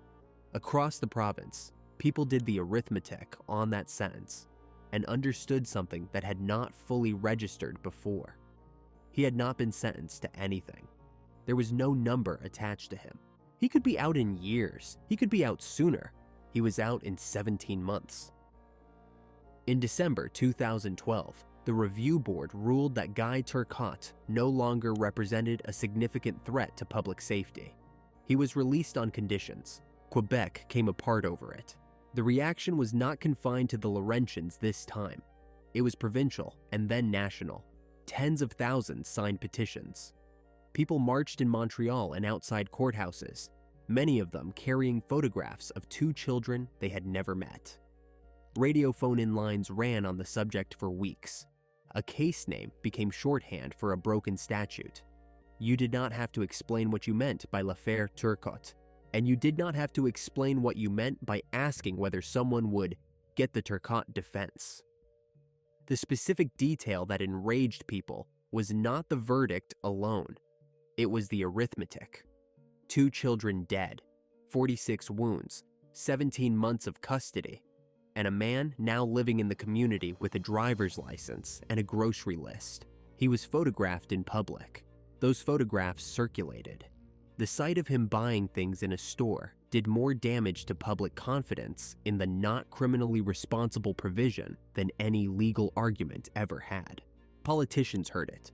The federal government was already moving on reform, and the Turcotte case became one of the 2 names permanently attached to that push. The legislation that followed created a high-risk designation for the most serious cases, lengthened the intervals between review hearings, and wrote victims' families more firmly into the process. It changed nothing retroactively. It changed everything about how the next case would run. Isabelle Gaston did not go quiet. She could have. She had every reason to disappear into private grief, and she was warned repeatedly that speaking publicly would cost her.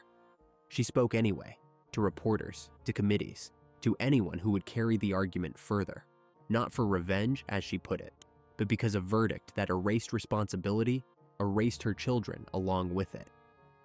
She was a physician arguing against the misuse of psychiatry in a courtroom, which gave her a credibility no advocacy group could have manufactured, and she used it without pause for 4 years. Meanwhile, the Crown was appealing. In November 2013, the Quebec Court of Appeal delivered its ruling. The trial judge's instructions to the first jury had been flawed. The panel had not been properly directed on how to separate a genuine incapacity to know right from wrong from a man who simply made a monstrous choice while distraught. The verdict was annulled. A new trial was ordered on 2 counts of first-degree murder. Turcotte turned himself in that same evening and was taken back into custody after nearly a year and a half of freedom. His lawyers went to the Supreme Court of Canada, arguing he should not be made to stand trial twice for the same night. The country's highest court declined to hear it. The second trial opened in Saint-Jérôme in September 2015 before Justice André Vincent. More than 1,600 people were summoned to produce a jury because finding 12 Quebecers who had not already formed a view of this case had become close to impossible. It ran for nearly 3 months. The same photographs were shown. The same knives were entered into evidence. The same quarter-empty jug of blue fluid. On the second day, an 11-page admission was filed in which Turcotte again acknowledged that he had caused both deaths. The psychiatric experts came back and made their arguments again. 1 juror was discharged during the proceedings, leaving 11. This time, the Crown sequence landed. The canceled appointment, the dismissed babysitter, the searches, a man arranging his own privacy in advance. The jury deliberated for 7 days. On December 6, 2015, they returned a unanimous verdict, guilty of second-degree murder on both counts. Second degree carries an automatic life sentence in Canada. The only question left was how long before he could apply for release. The Crown asked for 20 years. In January 2016, Justice Vincent set it at 17, describing what had been done in that house as heinous and horrible. Turcotte fought the number. His lawyer argued before the Court of Appeal that he had been a loving father in a state of despair, that he posed no danger to anyone, that 10 to 15 years was the appropriate range. In June 2018, the court rejected it unanimously. The judgment noted the tender age of the 2 victims, the vicious manner of their deaths, and the devastation inflicted on their mother, and stated the point plainly. His degree of responsibility was complete. He alone was responsible for both murders. He chose not to take it to the Supreme Court. 17 years, running from 2015. He remains in a Canadian federal institution. Isabelle Gaston kept running. Long distances, mountain courses, hours at a time. The only thing that had ever answered the question of what to do with an unbearable amount of energy and nowhere to put it. She fought for 6 years to have her children's deaths called what they were. She won that. It bought her a verdict and a number and nothing else. Olivier would be in his 20s now, and Sophie would be old enough to have left home. Their father is still alive. That was never his plan either. If you are finished watching, you're a real fan of true crime. Subscribe to the channel, turn on notifications, and give it a like. See you in the next video.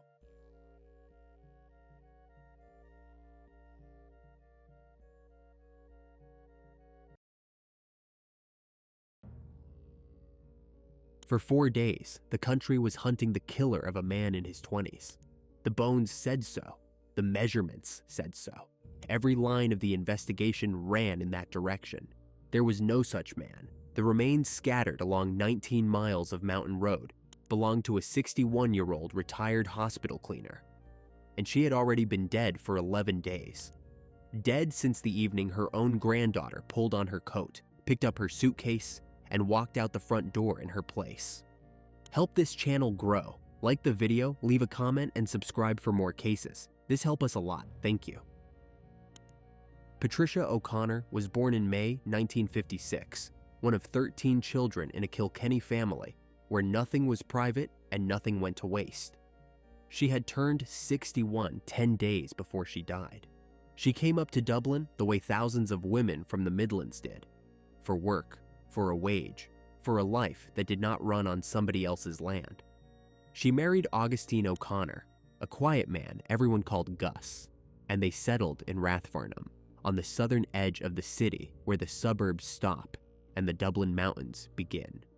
They had 2 children, Richard first, then Louise. For most of her adult life, Patricia cleaned wards at Beaumont Hospital on the north side of the city. It is worth sitting with what that job actually is. 12-hour shifts, bleach and floor polish, bodily fluids that belong to strangers. Corridors mopped at 4 in the morning while the machines beat behind curtains. She did it for decades, and she retired from it in 2016, 1 year, as it turned out, before the end. She was not a soft woman, and the people who loved her never pretended otherwise. She was blunt. She had opinions about how a house should be kept, and she voiced them. She could take the legs out from under you with a sentence. Her family described friction, arguments, a temper that arrived fast and passed fast. There was also a fracture in her history that came out later in a courtroom from her son. Patricia had left the family home when Richard was 10 years old. He was not abandoned. He kept the relationship with his mother, saw her, stayed close to her in his own way. But she was gone from that house for years. And then, years after that, she came back to it.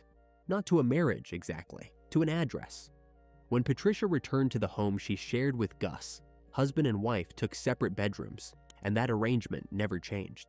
They lived alongside one another for the rest of her life the way 2 long-term tenants do.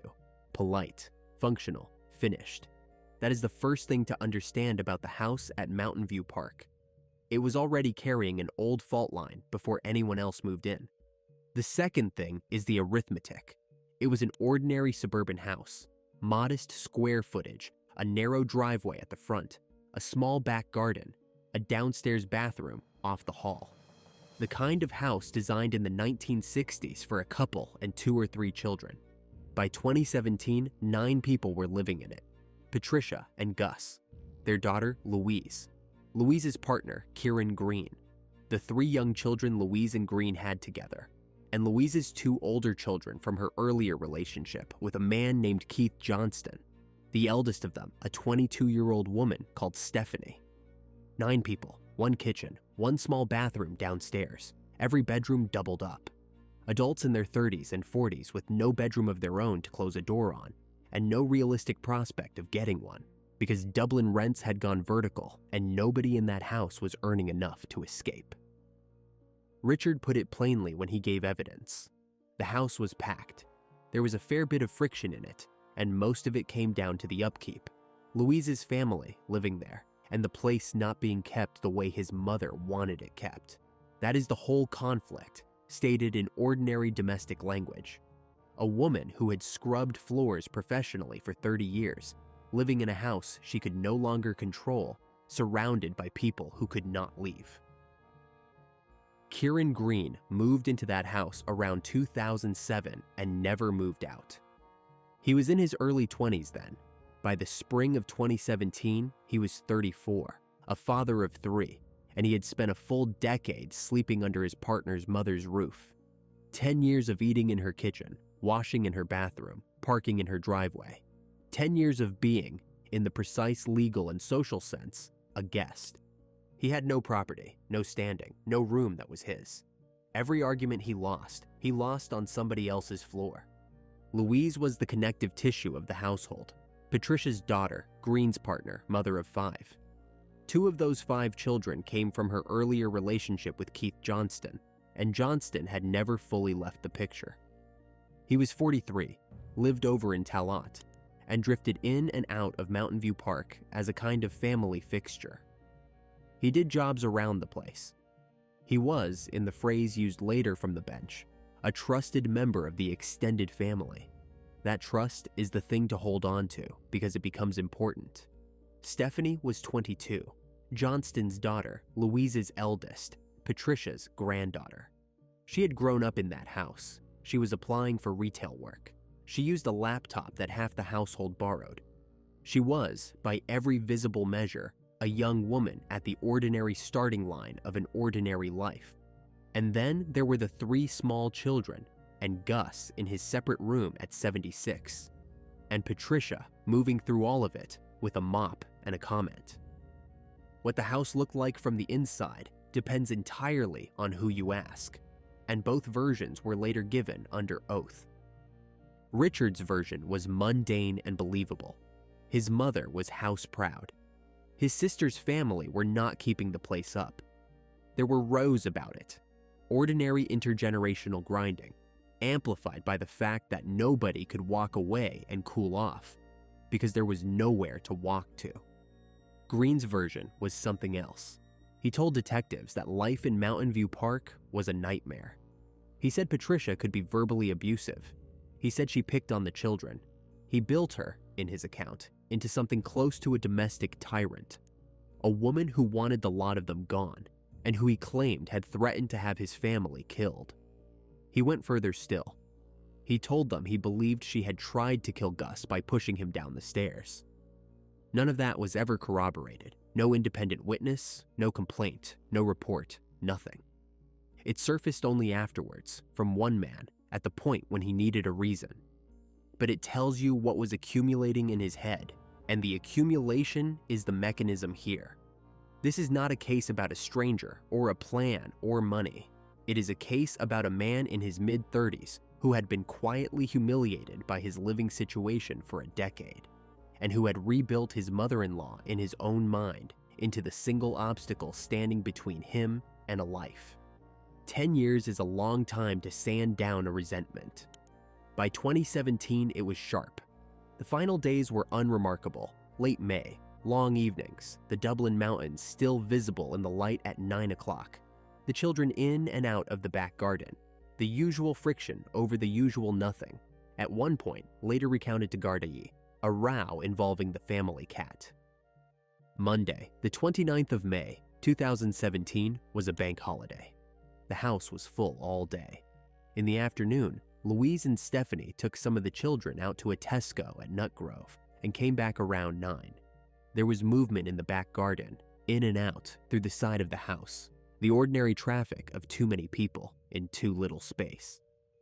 Earlier in that day, a security camera on the property recorded Patricia O'Connor in the front garden. She was wearing a floral dress. She was moving around outside her own house in the early summer light, doing something small and forgettable. At 6:35 that evening, the same system recorded her coming in from the back garden through the rear of the house. That is the last frame. 61 years old, retired 11 months, walking in her own back door. Nobody outside that building ever saw Patricia O'Connor alive again. The downstairs bathroom at Mountain View Park was small. That detail matters more than any other in this case. A room off the hall, hard surfaces on every side, tile, porcelain, a door that opens inward and takes up half the available floor. Two adults cannot pass each other in a room like that without one of them turning sideways. That is where it happened.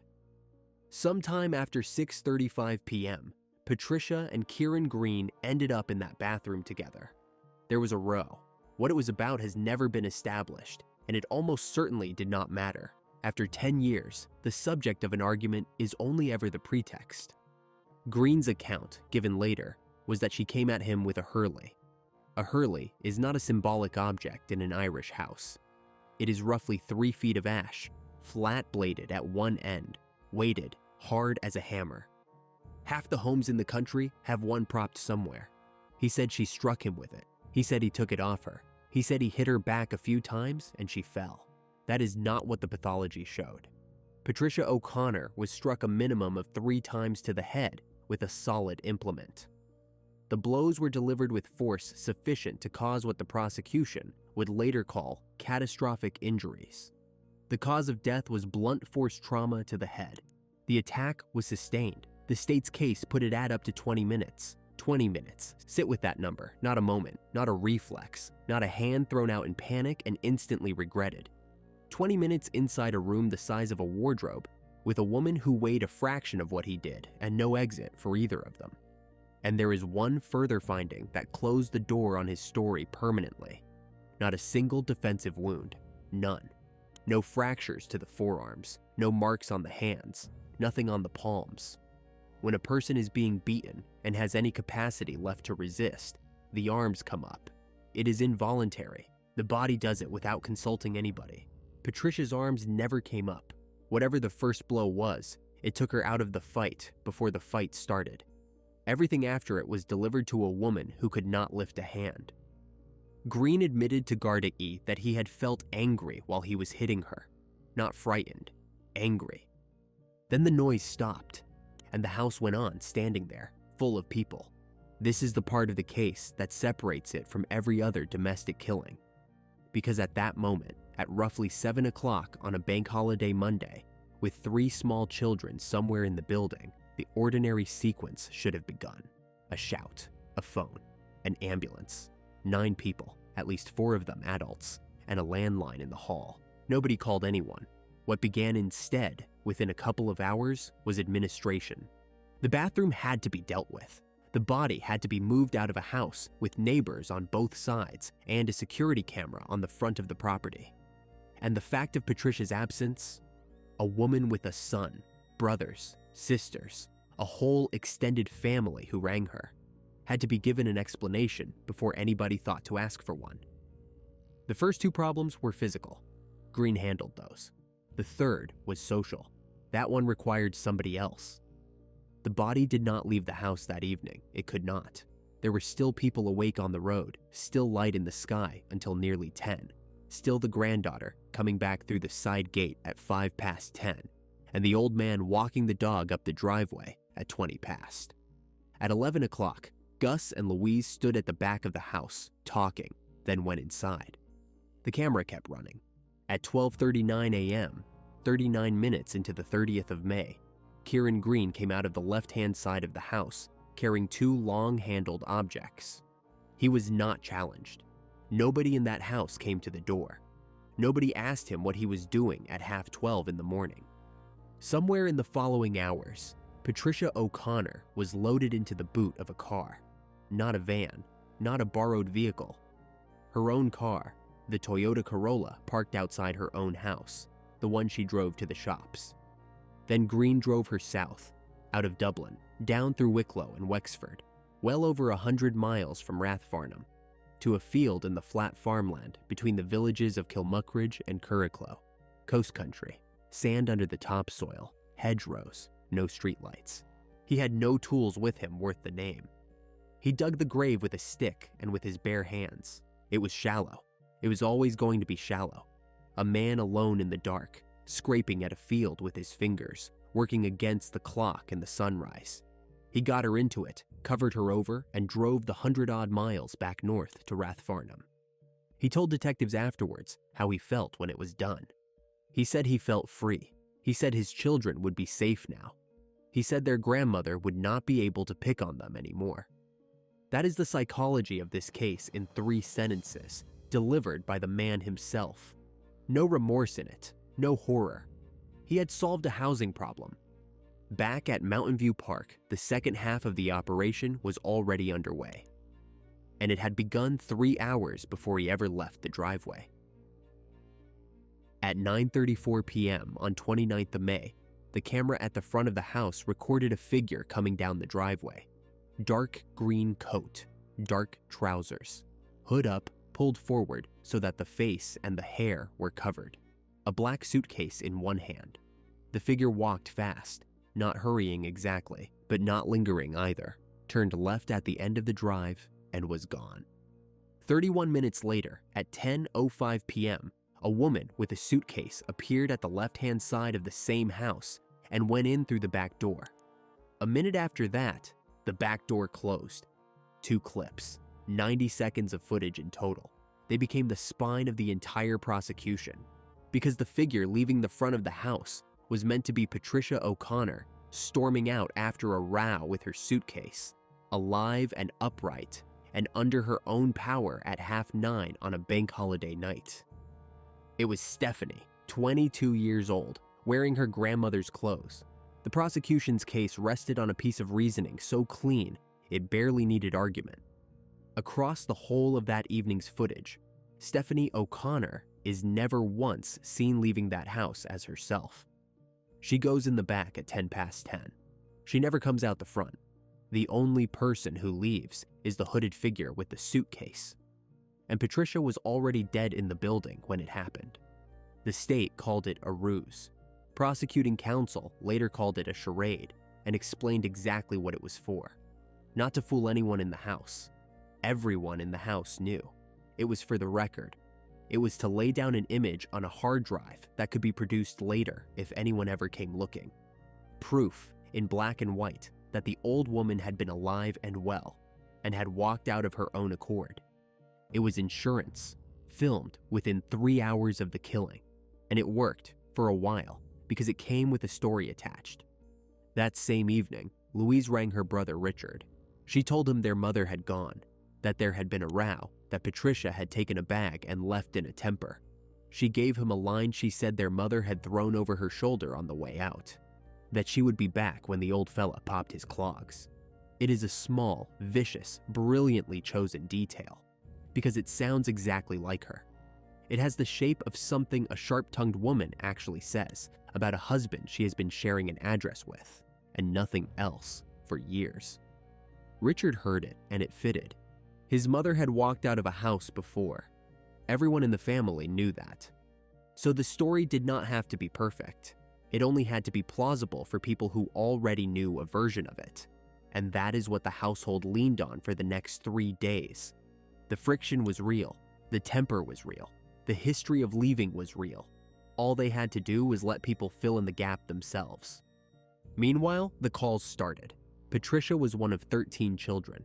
She had brothers and sisters, nieces and nephews, a circle down in Kilkenny and a circle in Dublin, and she was not a woman who dropped off the map. Her phone stopped being answered. Her son rang, relatives rang each other, and the house kept saying the same thing. She stormed out. She'll cool off. She'll be back. Tuesday, Wednesday, somewhere out in a Wexford field, roughly 120 miles away, the ground had been turned over by hand.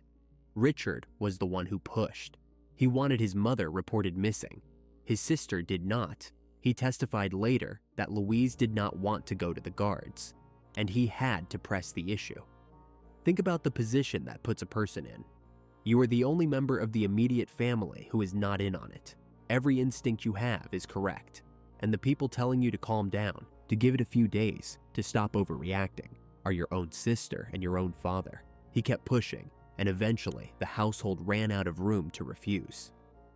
On the 1st of June 2017, 4 days after the killing, Augustin O'Connor walked into Rathfarnham Garda station and reported his wife of many years as a missing person.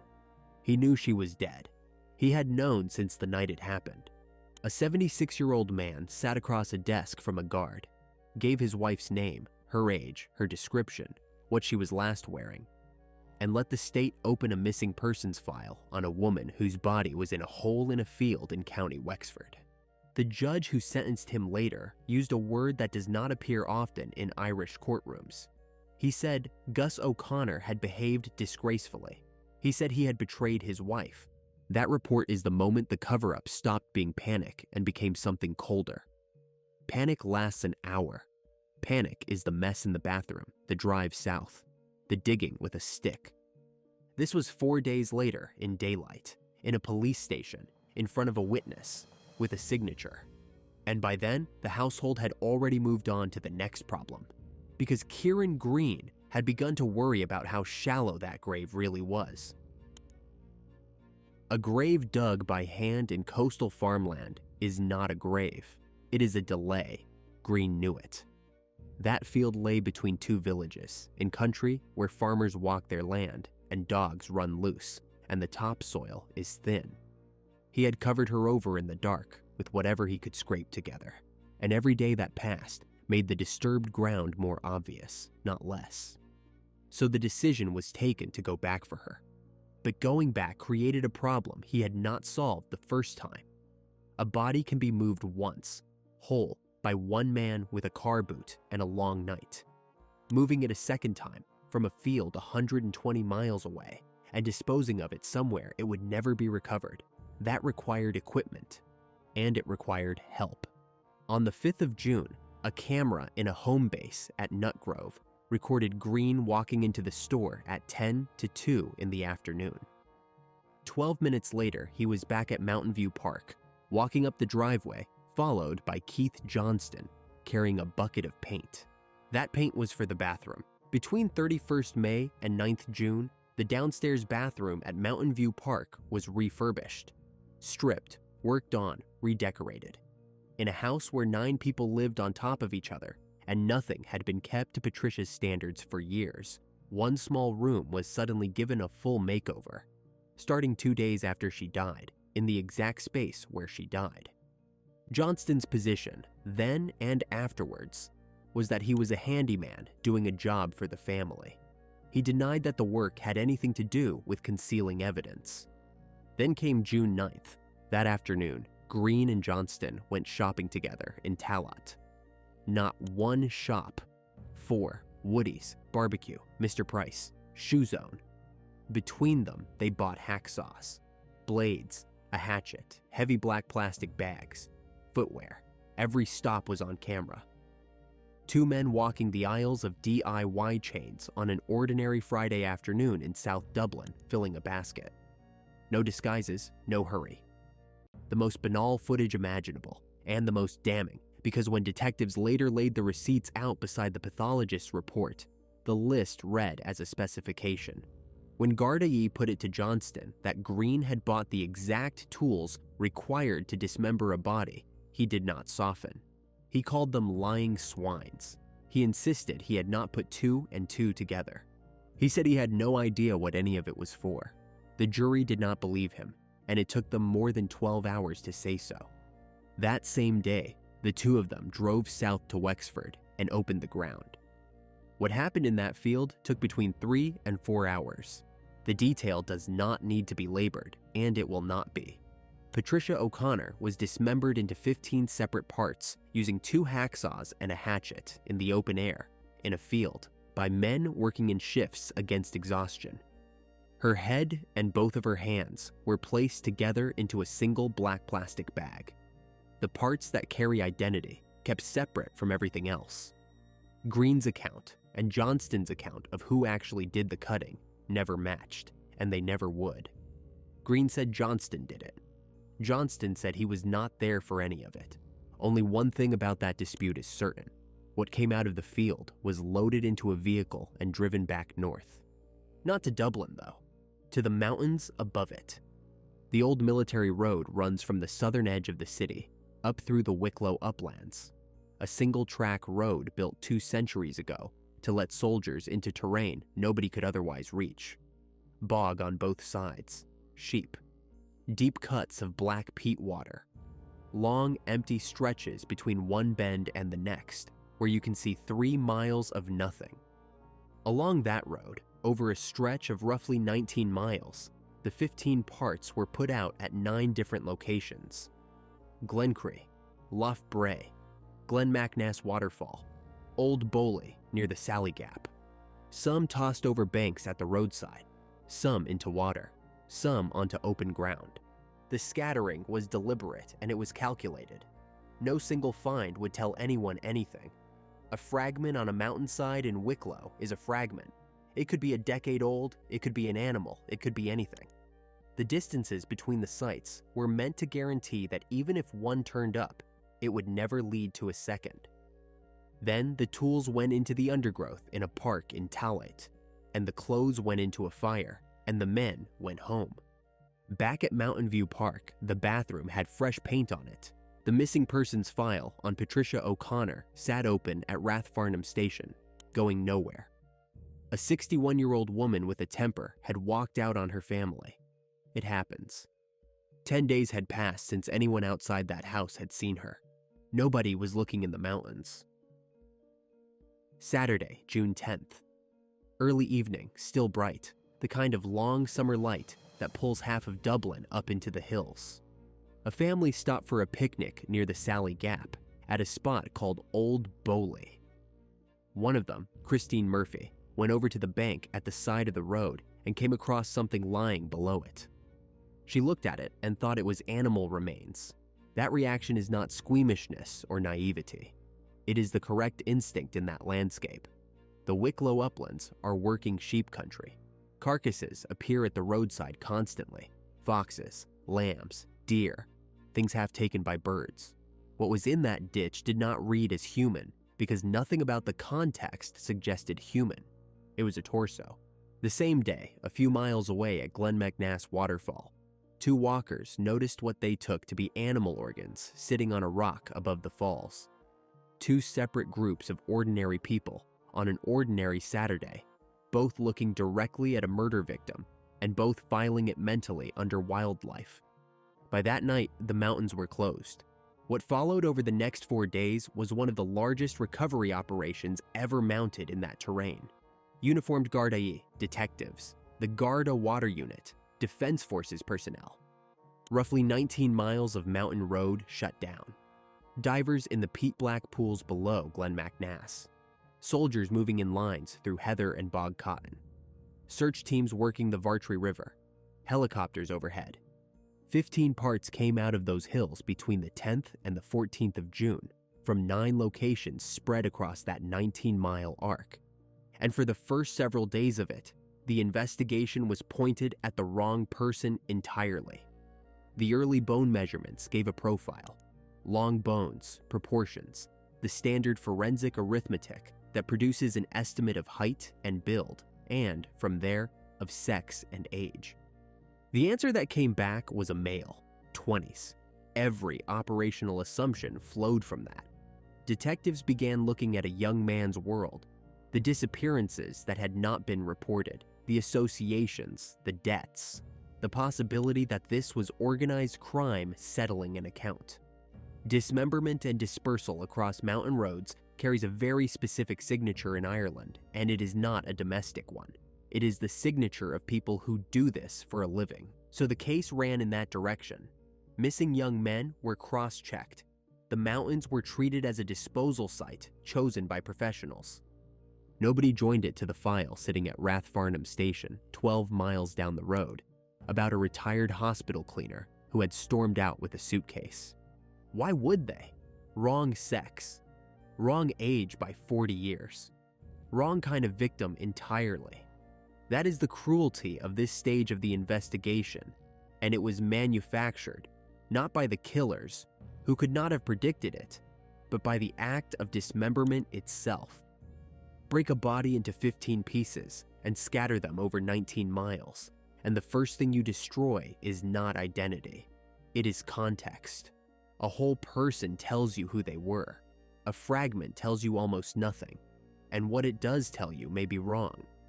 Meanwhile, the community around those roads absorbed something it had no framework for. Wicklow trades on those mountains. Walkers, cyclists, tourists heading for Glendalough, families driving up for the view. In the second week of June, all of it stopped. Roads that carry weekend traffic all summer were manned by uniforms turning cars back. Locals watched soldiers working the ditches outside their gates. Reporters set up at the cordon lines. And down in Kilkenny, among Patricia's brothers and sisters, the news was just something on the radio. A body in the Dublin Mountains. Terrible business. Some young lad, they were saying. None of them connected it to the sister who had gone quiet. Then the black plastic bag was recovered, a few miles from Glen McNass. Inside it were a head and 2 hands. Everything reversed at once. The bag gave the pathologist a face and a jaw and dental structure. The one thing that identifies a person absolutely and immediately, without waiting weeks for DNA. On the 13th of June, records were compared and a positive dental identification was made. Gardaí confirmed publicly on the 14th. The victim in the mountains was not a man in his 20s. She was Patricia O'Connor, 61, of Mountain View Park, Rathfarnham, reported missing by her own husband 12 days earlier. The former deputy state pathologist, Dr. Michael Curtis, completed the post-mortem work across the recovered remains and delivered the findings that would anchor the trial. A minimum of 3 blows to the head with a solid implement, death by blunt force trauma, and no defensive injuries anywhere on the body. The investigation turned through 180 degrees in a single afternoon. This was not gangland. This was not a young man who had crossed the wrong people. This was a grandmother, and the last address she had been seen at was a house with 9 people in it. But by the time detectives were ready to walk up that driveway, someone had already saved them the trouble. While body parts were still being lifted out of the Wicklow bog, a man had walked into Rathfarnham Garda station and asked to talk. Kieran Green did not wait to be found. He presented himself at Rathfarnham Garda station and told Gardaí that he had killed his partner's mother. He gave them the bathroom. He gave them the row. He told them Patricia had hit him with a hurley, that he had hit her back a few times, and that she had fallen. Self-defense. That was the frame from the first sentence, and he never abandoned it. Then, he offered them something no investigator turns down. He said he could show them where he had buried her. On the 13th of June, 2 detectives, David Connolly and Kieran O'Neill, drove him out of Dublin and south into Wexford. He was traveling voluntarily. He sat in the car for the better part of 2 hours, giving directions to a field between Kilmuckridge and Curracloe, while the men beside him already knew what had been coming out of the Wicklow Mountains for the previous 3 days. He brought them to a farm gate and was asked to wait there. The detectives went in and found the disturbed ground. In the shallow depression, they found brown hair. At 7:30 that evening, standing at that gate in an empty field 120 miles from his home, Kieran Green was arrested for murder. Over the interviews that followed, he laid out the version of Patricia O'Connor he had been assembling for a decade. The nightmare of that house, the verbal abuse, the threats, his belief that she had pushed Gus down the stairs, his claim that she wanted the whole lot of them dead, down to the children, and the line that told detectives everything about what they were dealing with, that after he buried her, he felt free. When he was formally charged, he was asked if he had anything to say. He said it was self-defense. That should have been the end of it. It was not, because 6 months later, he detonated his own account. In December 2017, on remand in Clover Hill Prison, Green asked to speak to Gardaí again. He had a new story. In this one, he had taken the rap. He said Patricia had attacked him with the hurley, and he had gone down. He said that while he was on the floor, her husband came into the bathroom, rounded on his wife, and demanded to know what she was doing. And then, according to Green, Augustine O'Connor, 76 years old, killed his own wife with a crowbar. Green said he had shouldered the blame for it. He said he had confessed to a murder he did not commit, buried the body, dismembered it, scattered it across 19 miles of mountain, and sat in a cell for 6 months, all to protect the old man. And he explained why he was retracting it now. Because Louise had started seeing Keith Johnston again. That is the whole architecture of the second story, visible in its own foundations. It was not produced by conscience or by new evidence. It was produced by the moment he decided he was being set up, that he was carrying the weight alone, while back in Dublin, his partner had gone back to her ex. The problem was that the second story did not fit the body. A hurley in the hands of a 61-year-old woman does not explain a victim with no defensive injuries. A frail man of 76 with a crowbar does not explain a sustained assault of up to 20 minutes. And nothing in the version explained why the man who had supposedly walked in on a killing was the one who drove her south that night, dug the grave by hand, went back 9 days later with hacksaws, and told detectives, before he had any reason to perform, that he had been angry while he was hitting her. The jury rejected it completely. What they accepted was the prosecution's case, that Green bore a particular animus toward Patricia O'Connor, that he inflicted catastrophic injuries on her in that bathroom, and that his claim of self-defense, as counsel put it, did not hold any water. By then, he was no longer the only person in the dock. Gardaí had spent the intervening 2 years pulling the household apart. The footage from the front of the house, the laptop, the phone records, the CCTV from 4 shops in Tallaght, the interviews in which Stephanie was shown the woman with the suitcase and told detectives she thought it might be her, that she was not totally sure, that it was ages ago. In October 2018, 4 members of Patricia O'Connor's own family were charged with impeding the apprehension or prosecution of the man who killed her. The trial opened at the Central Criminal Court in January 2020 and ran for 7 weeks. Gus O'Connor never faced the jury. Days before it began, the 76-year-old pleaded guilty to reporting his wife missing while knowing she was dead. The verdicts came on 4 consecutive days at the end of February. Green, guilty of murder. Stephanie, guilty of disguising herself as her grandmother to conceal the death. Louise, guilty of agreeing to that deception. Johnston, guilty after more than 12 hours of deliberation, still insisting he had bought those tools in ignorance. Sentencing was pushed to June by the pandemic. Green received life. The judge described the dismemberment as grotesque and said Johnston had intended the remains never to be found, 3 years. Louise, whose culpability the court called substantial, 3 years with the final 6 months suspended. Stephanie, 2 years with 6 months suspended. Gus, 18 months, reduced from a headline of 3 for his plea, his remorse, and an otherwise blameless life. Mr. Justice McDermott's language for the family was unusually direct. Shocking, callous, a gross betrayal. On June 22nd, Richard O'Connor read the victim impact statement.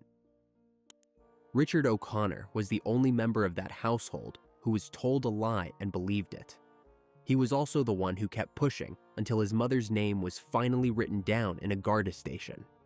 Everything the court condemned came down to a single fact. 4 people had 11 days to pick up a phone. Not one of them did. They painted a bathroom instead. They filmed a woman with a suitcase. And they let a family in Kilkenny hear on the radio that some young man had been found in the mountains. Patricia O'Connor was 61. She had been retired 11 months. She never left that house. If you are finished watching, you're a real fan of true crime. Subscribe to the channel, turn on notifications, and give it a like. See you in the next video.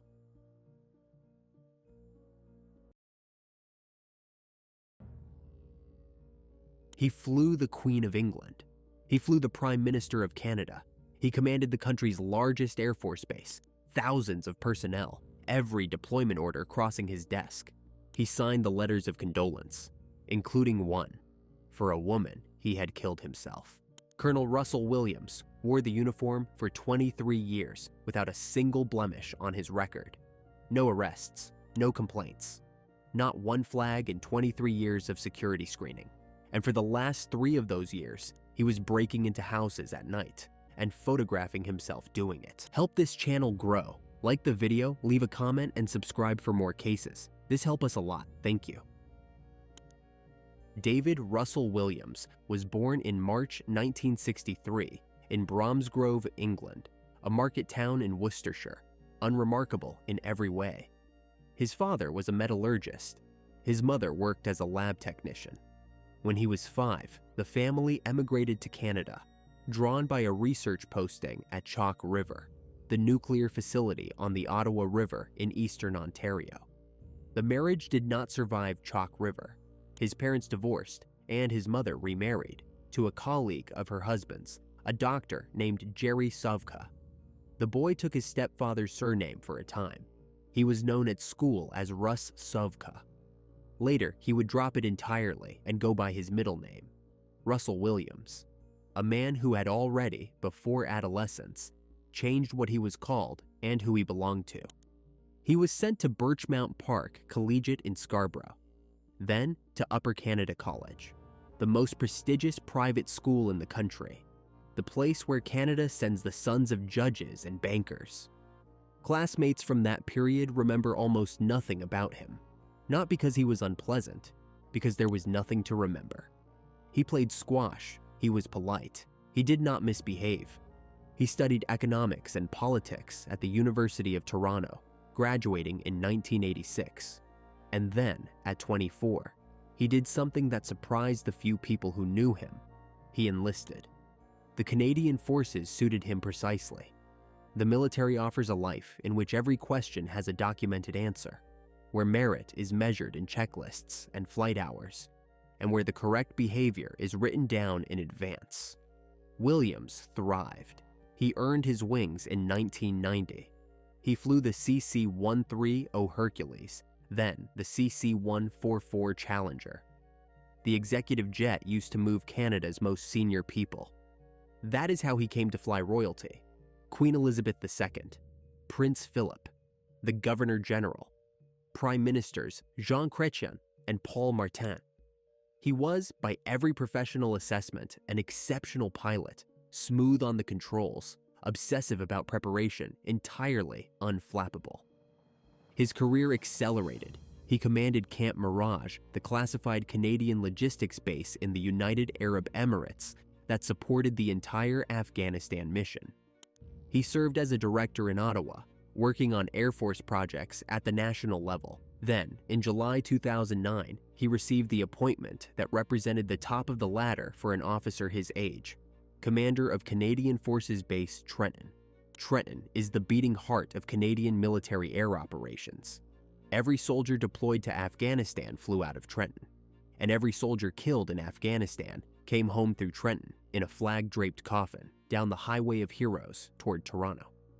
Williams stood on that tarmac in dress uniform for the repatriation ceremonies. He saluted the caskets. He met the families. He was by then married. Mary Elizabeth Harriman was a woman of substance in her own right, an executive at the Heart and Stroke Foundation of Canada, intelligent, well-liked, deeply established in Ottawa professional circles. They had met at university. They married in 1991. They had no children. They owned a comfortable house on Wilkie Drive in Orleans, a suburb on the eastern edge of Ottawa, and a cottage 2 hours south in a village called Tweed. Colleagues describe a man who was cold, but never cruel. He kept a meticulous diary of his flight time. He ran. He logged his runs. He collected data about himself the way other people collect stamps. Subordinates found him distant, formal, precise, the sort of commander who corrected the margins on a memorandum. There were no affairs, no drinking, no debts, no temper. Investigators would later go looking for the crack in the surface, the childhood trauma, the head injury, the humiliation, the thing that explains it. They found nothing: no abuse, no violence in the home, no documented cruelty to animals, none of the standard markers. There was only the surface, and behind it, apparently, nothing at all. Tweed sits about 90 miles east of Toronto, inland from Lake Ontario, on the edge of the Canadian Shield, where the farmland gives out and the rock begins. Roughly 6,000 people, a main street, a hardware store, a lake, a lot of trees. The kind of place where people leave the porch light on and the side door unlocked, because everyone's cousin lives 4 doors down. Williams bought a cottage there on Cozy Cove Lane, a narrow road running down toward Stokoe Lake. He used it as a retreat from Ottawa. He would drive down alone, often midweek, while his wife stayed in the city. Neighbors knew him vaguely as the pilot. He mowed the lawn, he waved, he did not linger. In September 2007, a house 2 doors down from his own was entered while the family was away. Nothing was broken, no window smashed, no door forced. The homeowners came back to a house that looked exactly as they had left it, except that the drawers in a teenage girl's bedroom had been gone through and a quantity of her underwear was missing. There was no cash taken. A laptop sat untouched on the desk. Jewelry was still in the box. They reported it. The Ontario Provincial Police took the report. And then it went into a filing cabinet, because there is very little a rural police detachment can do with an unforced entry, no witnesses, and no fingerprints. That was the first one. It would not be the last. Over the next 28 months, Russell Williams broke into houses in Tweed and in Orleans, the Ottawa suburb where he lived, a total of 82 times. 47 of those entries were successful. In the others, he was interrupted, or a door failed to open, or a light came on and he walked away. The methodology was the same every time, and it was the methodology of a man trained in operational planning. He surveyed first. He identified houses occupied by women or teenage girls. He learned this from mailboxes, from laundry lines, from what he could see through a window.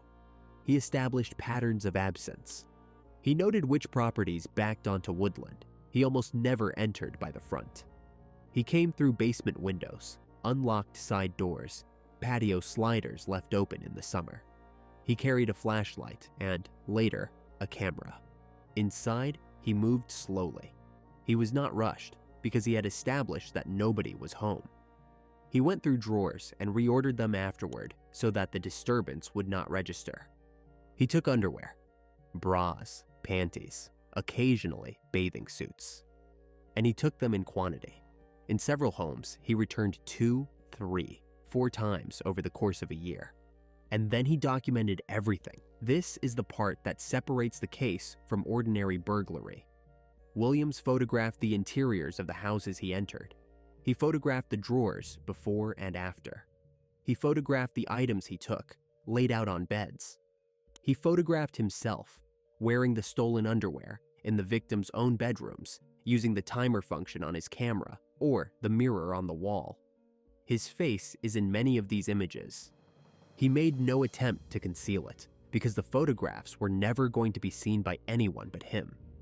He then went home and cataloged the material, folders, subfolders, named by address, by date, by victim. He compressed the image files to save disk space. He kept a written index. Some of the stolen items were stored in the rafters of his garage in sealed bags, tagged. He was building an archive of himself. For a long stretch, none of it surfaced. Some victims never realized they had been burgled at all. Who counts their underwear? Others assumed they had lost items in the wash, or that a teenage daughter had thrown something out. A few reported it, and the reports sat in separate detachments in separate jurisdictions, 2 hours apart, never connected. But by the summer of 2009, Tweed had begun to talk. Because the pattern had become impossible to explain away. 3 houses on one road, then a 4th. Always the same missing category of item. Always no damage, no theft of value. In a village that size, that kind of information travels through the coffee shop and the arena and the church basement within days. People started locking their doors. Women who lived alone asked friends to stay over. There were rumors about a teenager doing it as a prank, rumors about a drifter, rumors about a man from out of town who had a cottage and was never around when you expected him to be. Somebody suggested it might be someone local, and the suggestion was resented because in Tweed, that meant suspecting a neighbor. What nobody in the village articulated, because there was no reason to, was the escalation curve underneath. Burglary had stopped being enough for him. The night of September 17th, 2009 was warm for the time of year. A woman in Tweed had gone to bed with her infant son in the house. She woke because someone was standing over her. He was wearing a hood. He told her not to look at him. He bound her, and then he blindfolded her, wrapping her head so completely that she could see nothing at all. She could hear him moving through the house. She could hear him in the room with her, breathing, unhurried. He photographed her. He assaulted her over a period of hours. Then he stopped and spoke to her about the baby. He asked whether the child would need to be fed. He told her that he was going to leave and that she should not call the police immediately, and he left her alive. 13 days later, on September 30th, he did it again. A different Tweed house, a different woman, the same hood, the same restraints, the same camera. He beat her. He assaulted her for hours. And, again, he made the deliberate decision not to kill her and walked out into the dark and drove away. Both women survived. Both went to the police within hours. And Tweed, which had spent 2 years worrying about a man who stole underwear, understood in the space of 2 weeks that it was dealing with something else entirely. The atmosphere in the village changed in a way that residents still describe with precision. Hardware stores sold out of deadbolts and window locks. Men slept in chairs in their front rooms with shotguns across their knees. Women stopped walking the dog after dark. Parents drove their teenage daughters 2 blocks rather than let them walk. There was a run on motion sensor floodlights at the Home Hardware in Belleville. People who had never locked a door in 40 years began locking them and then began checking them twice. And the suspicion turned inward, which is the particular poison of a small town under threat. because the offender clearly knew the geography. He knew which houses were occupied by women. He knew when husbands worked nights. That is not knowledge a stranger passing through on Highway 37 possesses. So Tweed began looking sideways at Tweed, at the guy who did the snow plowing, at the meter reader, at the neighbor with the odd hours.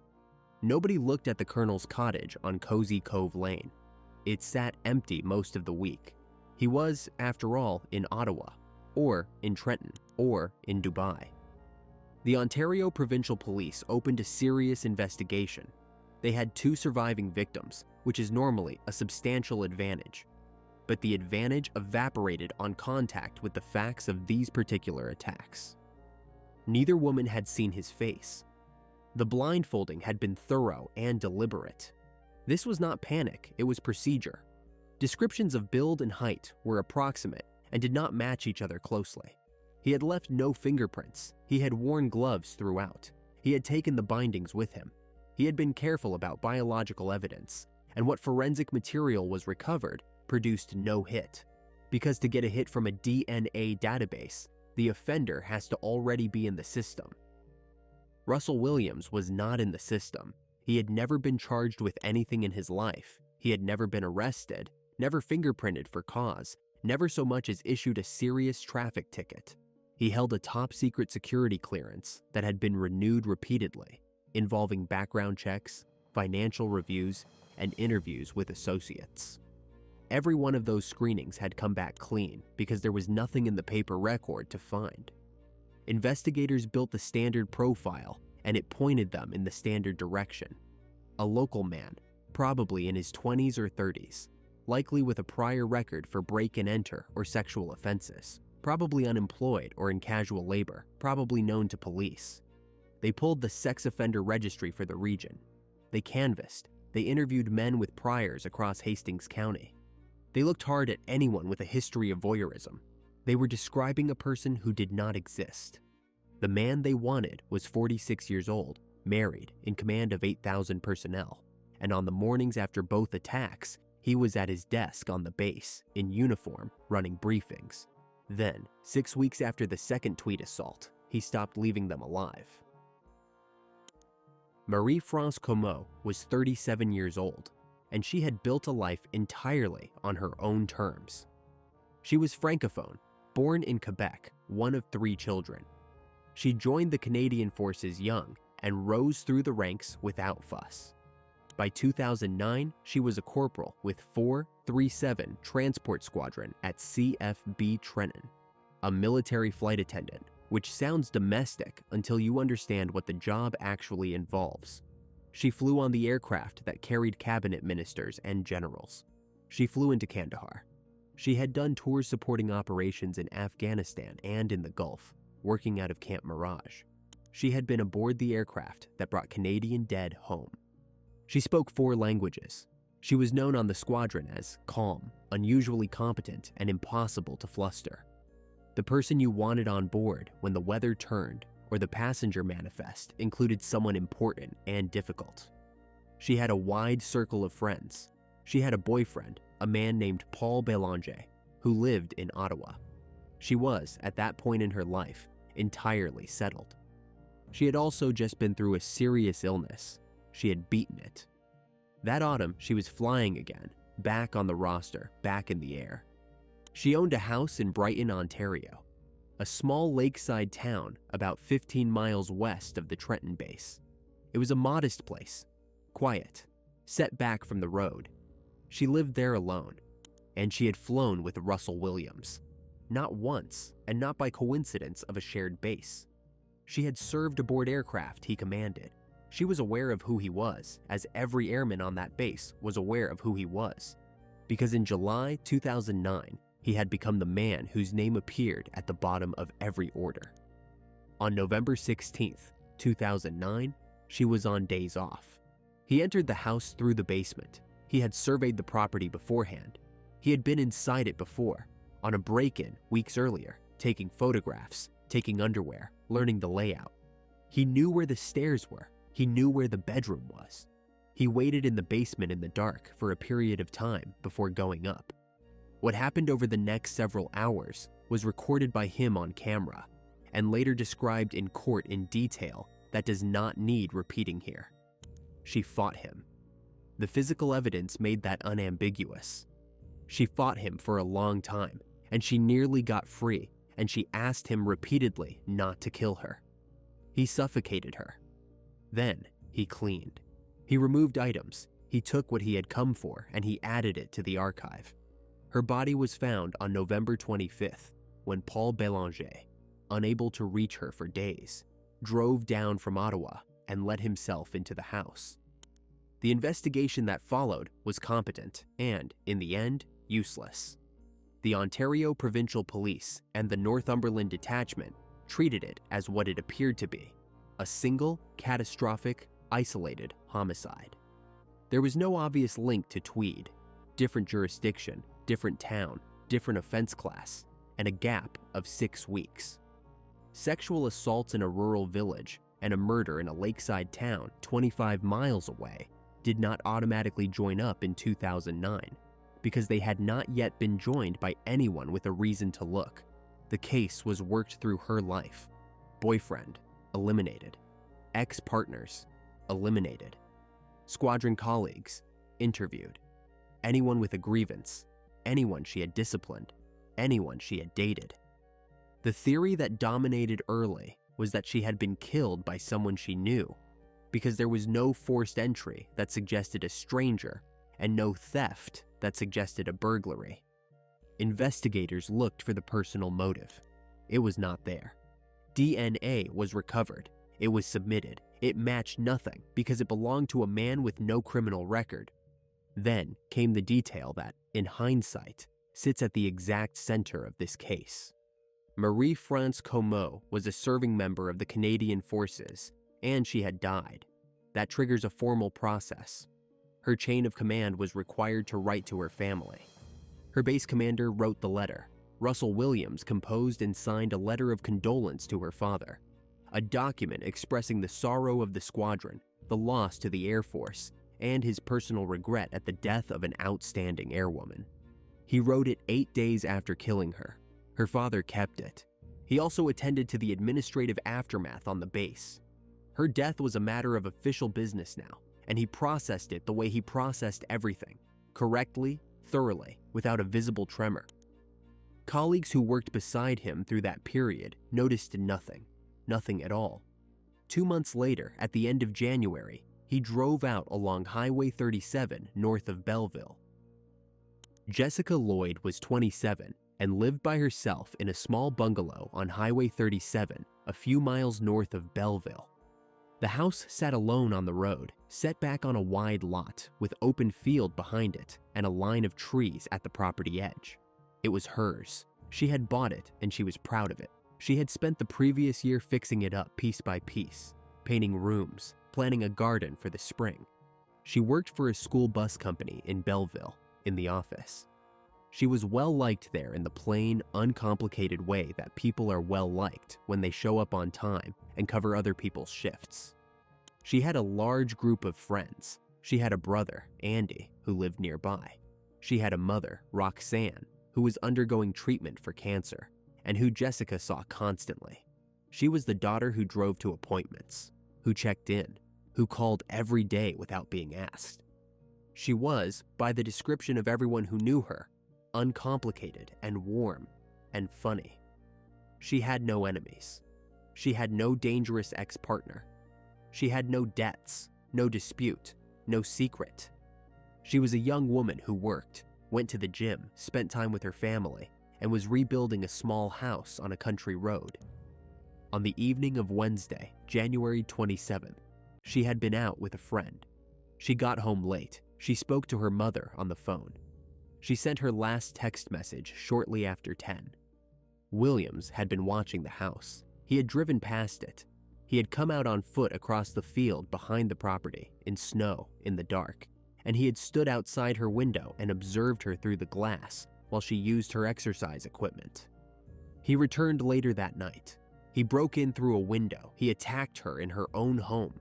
He then forced her out of the house, into his vehicle, and drove her north, to his cottage in Tweed, about 25 miles up the road. She was held there for a number of hours. She was assaulted. She was killed on the morning of Thursday, January 28th. He took her body out and left it in a wooded area off a rural road not far from the cottage. And then he drove back to Ottawa and went to work. On Friday morning, January 29th, Jessica did not arrive at the bus company office. That was the first alarm, and it was immediate because Jessica Lloyd did not miss work and she did not fail to call. Her employer phoned her. Her friends phoned her. Nobody could raise her. Her mother could not raise her either, and Roxanne Lloyd knew, in the specific way that mothers know, that this was wrong within the first few hours. Andy Lloyd went to the house. The front door was locked. Her car was in the driveway. Her purse was inside. Her cell phone was gone, but her keys were not. The bed was disturbed. There was a chair out of place and a lamp on the floor, and something about the room that was wrong in a way he could not immediately articulate. He called the police. The Ontario Provincial Police arrived that afternoon, and they did not treat it as a missing adult. They treated it as an abduction from the outset because the scene said, abduction, vehicle present, personal effects present, signs of struggle in the bedroom, no note, no packed bag, no reason on earth for a woman with a sick mother to walk out of her own house in January without her coat. What followed was the largest search operation the region had seen in decades. 200 officers were assigned. The OPP brought in aircraft, canine units, underwater search teams for the creeks and quarries. Snowmobiles went out across the fields. Volunteers turned up in numbers that overwhelmed the coordinators. Hundreds of people from Belleville and Tweed and Foxborough, walking lines through frozen scrub in temperatures well below freezing, in 15-mile-an-hour wind for days. Her photograph went up in every window on every main street in Hastings County. Her family stood in front of television cameras and asked whoever had her to let her go. And the region understood, all at once, what it was dealing with, because now the connection was public and obvious in a way it had not been in November. 2 women, 3 months, 25 miles apart, both taken from inside their own homes at night, both alone. Corporal Comeau's murder was suddenly not an isolated tragedy in Brighton. It was the first one. The fear that had been confined to Tweed spread outward across the whole corridor between Belleville and Trenton. Locksmiths were booked solid. Gun shops in the area reported a sharp increase in business. Women stopped sleeping alone in houses they had lived in for 20 years. Daughters moved back to their parents' homes. Friends organized nightly check-in calls. Parents at the schools in Tweed and Sterling were escorting teenagers door to door. People who had spent their whole lives in a place where nothing happened were now looking at the tree line behind the house and thinking about how much of it was open field, and how far away the nearest neighbor was, and how long a scream would carry. There was a predator operating in a 15-mile radius, and he had now taken 2 women out of their beds, and nobody had the faintest idea who he was. And then a police officer looked at a set of tire tracks in the snow. The first week of the Lloyd investigation went almost entirely the wrong way, and it went that way for defensible reasons. The working assumption was that the offender was transient or marginal. A man with a record, a man without a stable address, a man who had drifted into the corridor and would drift out of it. That assumption drove the resource allocation. Officers pulled the provincial sex offender registry for Eastern Ontario and worked through it name by name. They interviewed men with convictions for break and enter. They looked at recent parolees. They looked at anyone in the region with a history of confinement offenses. The tip line generated hundreds of calls in the first 72 hours, and the vast majority of them were noise, neighbors reporting neighbors, ex-wives reporting ex-husbands, sightings of Jessica in 3 provinces. Everyone had to be run down because the one you skip is the one that mattered. Investigators looked hard at the people around her, the ex-boyfriend, male colleagues, a man she had recently spoken to online. All were worked and all were cleared. There was no personal motive because there was no personal connection. She had been selected by a stranger who had watched her through a window, and that is the single hardest category of crime to solve, because the investigative bridge between victim and offender does not exist. They also, for a period, seriously entertained the possibility that the Como and Lloyd cases were unrelated. Different towns, different jurisdictions, one victim military and one civilian, one killed in her house and one taken from it. Joining cases prematurely is a known way to destroy an investigation. It took direct comparison of the scenes to force the linkage. So by the first weekend of February, 10 days in, they had a region in panic, 200 officers deployed and no suspect. What they did have was the ground behind Jessica Lloyd's house. Snow is an unforgiving surface. Behind the bungalow, out toward the field, officers had photographed and cast 2 sets of impressions. The first was footwear, a distinctive boot tread, size 11, a Bakelite soled pattern consistent with a specific make. The second was better. A vehicle had pulled off the road and stopped near the property, and it had left tire impressions in fresh snow that were clean enough to identify by tread design. The tread came back as a Toyo open country tire, an all-terrain pattern not common, and one that shipped as an option on a limited set of SUVs. Crucially, the impressions gave the technicians a wheelbase measurement and a track width. The analysis narrowed it to a Nissan Pathfinder. That is a real lead, but it is a wide one. There are a great many Pathfinders in eastern Ontario.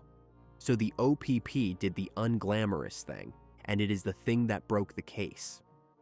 On the evening of Thursday, February 4th, 2010, they set up a roadside canvas on Highway 37 north of Belleville, a checkpoint on the same stretch of road where Jessica lived, positioned to catch drivers who habitually used that route at that hour on that day of the week. The logic was straightforward.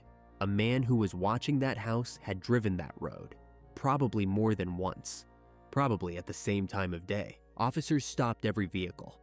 They asked drivers where they were going and whether they had seen anything. They wrote down names and plates. They looked at the vehicles. Just after 9 o'clock, a Nissan Pathfinder came down the highway toward the checkpoint. It was in poor shape for a February in Ontario. The driver had apparently been driving in deep snow. An officer approached the driver's window and began the standard questions. The man behind the wheel was middle-aged, entirely composed, and completely cooperative. He gave his name. He said he was driving to his cottage in Tweed. He answered everything. The officer, working through the checklist, walked around the vehicle. He crouched at the front tire. Toyo open country, the same tread pattern that was sitting in a cast in an evidence locker in Belleville. The officer did not arrest him. There was no basis to. He recorded the plate, the name, and the driver's license details, told him to have a good evening, and let him drive north to Tweed. Back at the command post, the details went into the system. Registered owner, David Russell Williams. Address in Orleans, Ottawa. Occupation on file, Canadian Forces. The investigators looked at that entry, and their first reaction was that it had to be wrong. Not because the tire was wrong, but because the man attached to it was the base commander at CFB Trenton. He had 0 criminal history. He had a security clearance most of the officers in the room would never qualify for. He had flown the Queen. But the tread was the tread. And there was one other thing that stopped the conversation cold. The boot impression from behind Jessica Lloyd's house was consistent with military-issue footwear. They ran the address in Tweed, Cozy Cove Lane, 2 doors from a 2007 break-in, inside the cluster of Tweed sexual assaults, 25 miles from Brighton. The investigation stopped being about a drifter. 3 days later, they asked Colonel Williams if he would come in for an interview. He came voluntarily. He drove himself. Sunday, February 7th, 2010. Ottawa. A small interview room at OPP headquarters on Elgin Street. A table, 3 chairs, a camera in the corner, running continuously. Detective Sergeant Jim Smith of the OPP Behavioral Sciences Unit sat down across from him. Smith was a polygraph examiner and interrogation specialist. He was polite, unhurried, and slightly deferential. He addressed the man in front of him by rank. Williams arrived in civilian clothes. He was calm. He had not brought a lawyer. He was told, correctly, that he was free to leave at any time. And that framing mattered enormously because everything that followed had to be voluntary to survive a courtroom. The interview ran roughly 4 hours. It is now studied in police colleges across North America. Smith began with context rather than accusation. He explained the tire impressions. He explained the boot prints. He explained, without pressure, that the vehicle in the tracks behind Jessica Lloyd's house was a Pathfinder and that the colonel drove one. He asked whether there was an innocent explanation. Williams offered general denials in a measured, professional register, the tone of an officer answering questions in a briefing. He said he did not know Jessica Lloyd. He said he had no involvement. Smith did not argue with him. He did something more effective. He laid the evidence down one piece at a time, in order, and let the man on the other side of the table do the arithmetic himself. He told him a boot print had been recovered. He told him the boots on his feet, which he had worn into the building, would be compared to it. He told him that his DNA sample, which Williams had provided voluntarily on arrival, was going to be compared against samples from the Tweed assaults and the Comeau homicide, and that this comparison would take a matter of hours, not weeks. He told him plainly that his vehicle was being searched and his house in Orleans was being searched at that moment. Then he stopped talking about evidence altogether and began talking about consequences. He told the colonel that his wife was about to have police in her home, that the search of the Orleans house would take days and would be visible to every neighbor on the street, that whatever was in the house would be found regardless of what happened in this room, that the only remaining variable was Jessica Lloyd's body, that her mother did not know where her daughter was, and that this was the one thing still within the colonel's power to give. There was a long silence in the room. Williams asked, quietly, whether they had a map. That was the collapse. It arrived without drama, no shouting, no breakdown, no theatrics. He asked how to minimize the impact on his wife. Smith said the only way to do that was to start telling the truth, and then, for the next several hours, he did.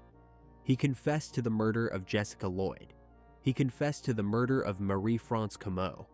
He confessed to the 2 sexual assaults in Tweed. He then began describing the break-ins, and the number kept climbing. First a handful, then dozens. Then a figure that stunned the officers listening, because none of them had understood the scale of what had been running underneath the region for 2.5 years. He drew a map. He marked a spot on a rural road north of Belleville, near Cary Road, and described the terrain well enough for a search team to work with. Officers were dispatched in the dark. Jessica Lloyd's body was recovered on February 8, 2010, in a wooded area a short distance from the road, several miles from his cottage. Her family was told that morning. He was charged that day with 2 counts of first-degree murder, 2 counts of forcible confinement, 2 counts of sexual assault. The break-and-enter charges, 82 of them, came later. The searches ran for weeks. At the house on Wilkie Drive in Orleans, officers found the archive: hard drives, external drives, memory cards, thousands upon thousands of photographs and video files, indexed by address and date. They found the written logs. They found the video he had recorded of the assaults and the killings, which he had reviewed. In the garage, in the rafters, they found the stolen underwear, hundreds of items, bagged and labeled, from dozens of victims, some of them children. At the cottage on Cozy Cove Lane, they found more, along with the physical evidence of what had happened to Jessica Lloyd there. Investigators who worked the digital material required counseling. Several never returned to that unit. His wife, who had been at home when the police arrived, was interviewed extensively. There was never any evidence that she knew. The material had been kept where she did not look: the crawl space, the rafters, encrypted folders on drives she had no reason to open. She had been married to him for 19 years. The proceedings opened in Belleville on October 18, 2010, in a courthouse surrounded by satellite trucks. He pleaded guilty to all 88 charges. There was no trial and no defense argument. His counsel entered the pleas and sat down. The Crown then spent 4 days presenting an agreed statement of facts, illustrated with his own photographs and video, projected in a courtroom that emptied and refilled as people found they could not stay. The victim impact statements ran for hours. Roxanne Lloyd told the court what it was to bury a daughter who had been holding her together through cancer treatment. Marie-France Comeau's father spoke about the letter of condolence he had received, signed by the man in the prisoner's box, and about what it had meant to him at the time. On October 21st, Williams was sentenced to 2 concurrent life terms with no possibility of parole for 25 years, plus consecutive terms on the assaults and the break-ins. He was 47. The Canadian forces moved quickly and absolutely. His commission was terminated. He was stripped of his rank. His medals and service decorations were destroyed. His uniform was burned. The military took the extraordinary step of erasing him from the institutional record wherever it legally could. The objective was not punishment, but disassociation, a formal declaration that this had never been one of theirs. The cottage on Cozy Cove Lane was later demolished. Jessica Lloyd's house was sold and the property changed hands. Mary Elizabeth Harriman legally changed her name and disappeared from public life. Compensation was paid, quietly, to the surviving victims. He was sent to Kingston Penitentiary, then to a maximum security unit in Quebec, held in segregation for his own protection. He has never explained it. In 4 hours of confession, he gave the police everything: the addresses, the dates, the burial site, the count. He gave them the archive. He answered every factual question put to him with the same precision he brought to a flight log. And when they asked him why, he said he did not know. Psychiatrists were never granted the access to test it. No trial meant no defense, no expert testimony, no diagnosis entered into the record. What remains is a man who spent 23 years being exactly what the paperwork said he was, and who, somewhere underneath that, kept a second set of files. 2 women are dead. 2 more survived him. Dozens of homes in eastern Ontario were entered by a man who then went to work and signed the orders. The uniform was burned. The question was not. If you are finished watching, you're a real fan of true crime. Subscribe to the channel, turn on notifications, and give it a like. See you in the next video.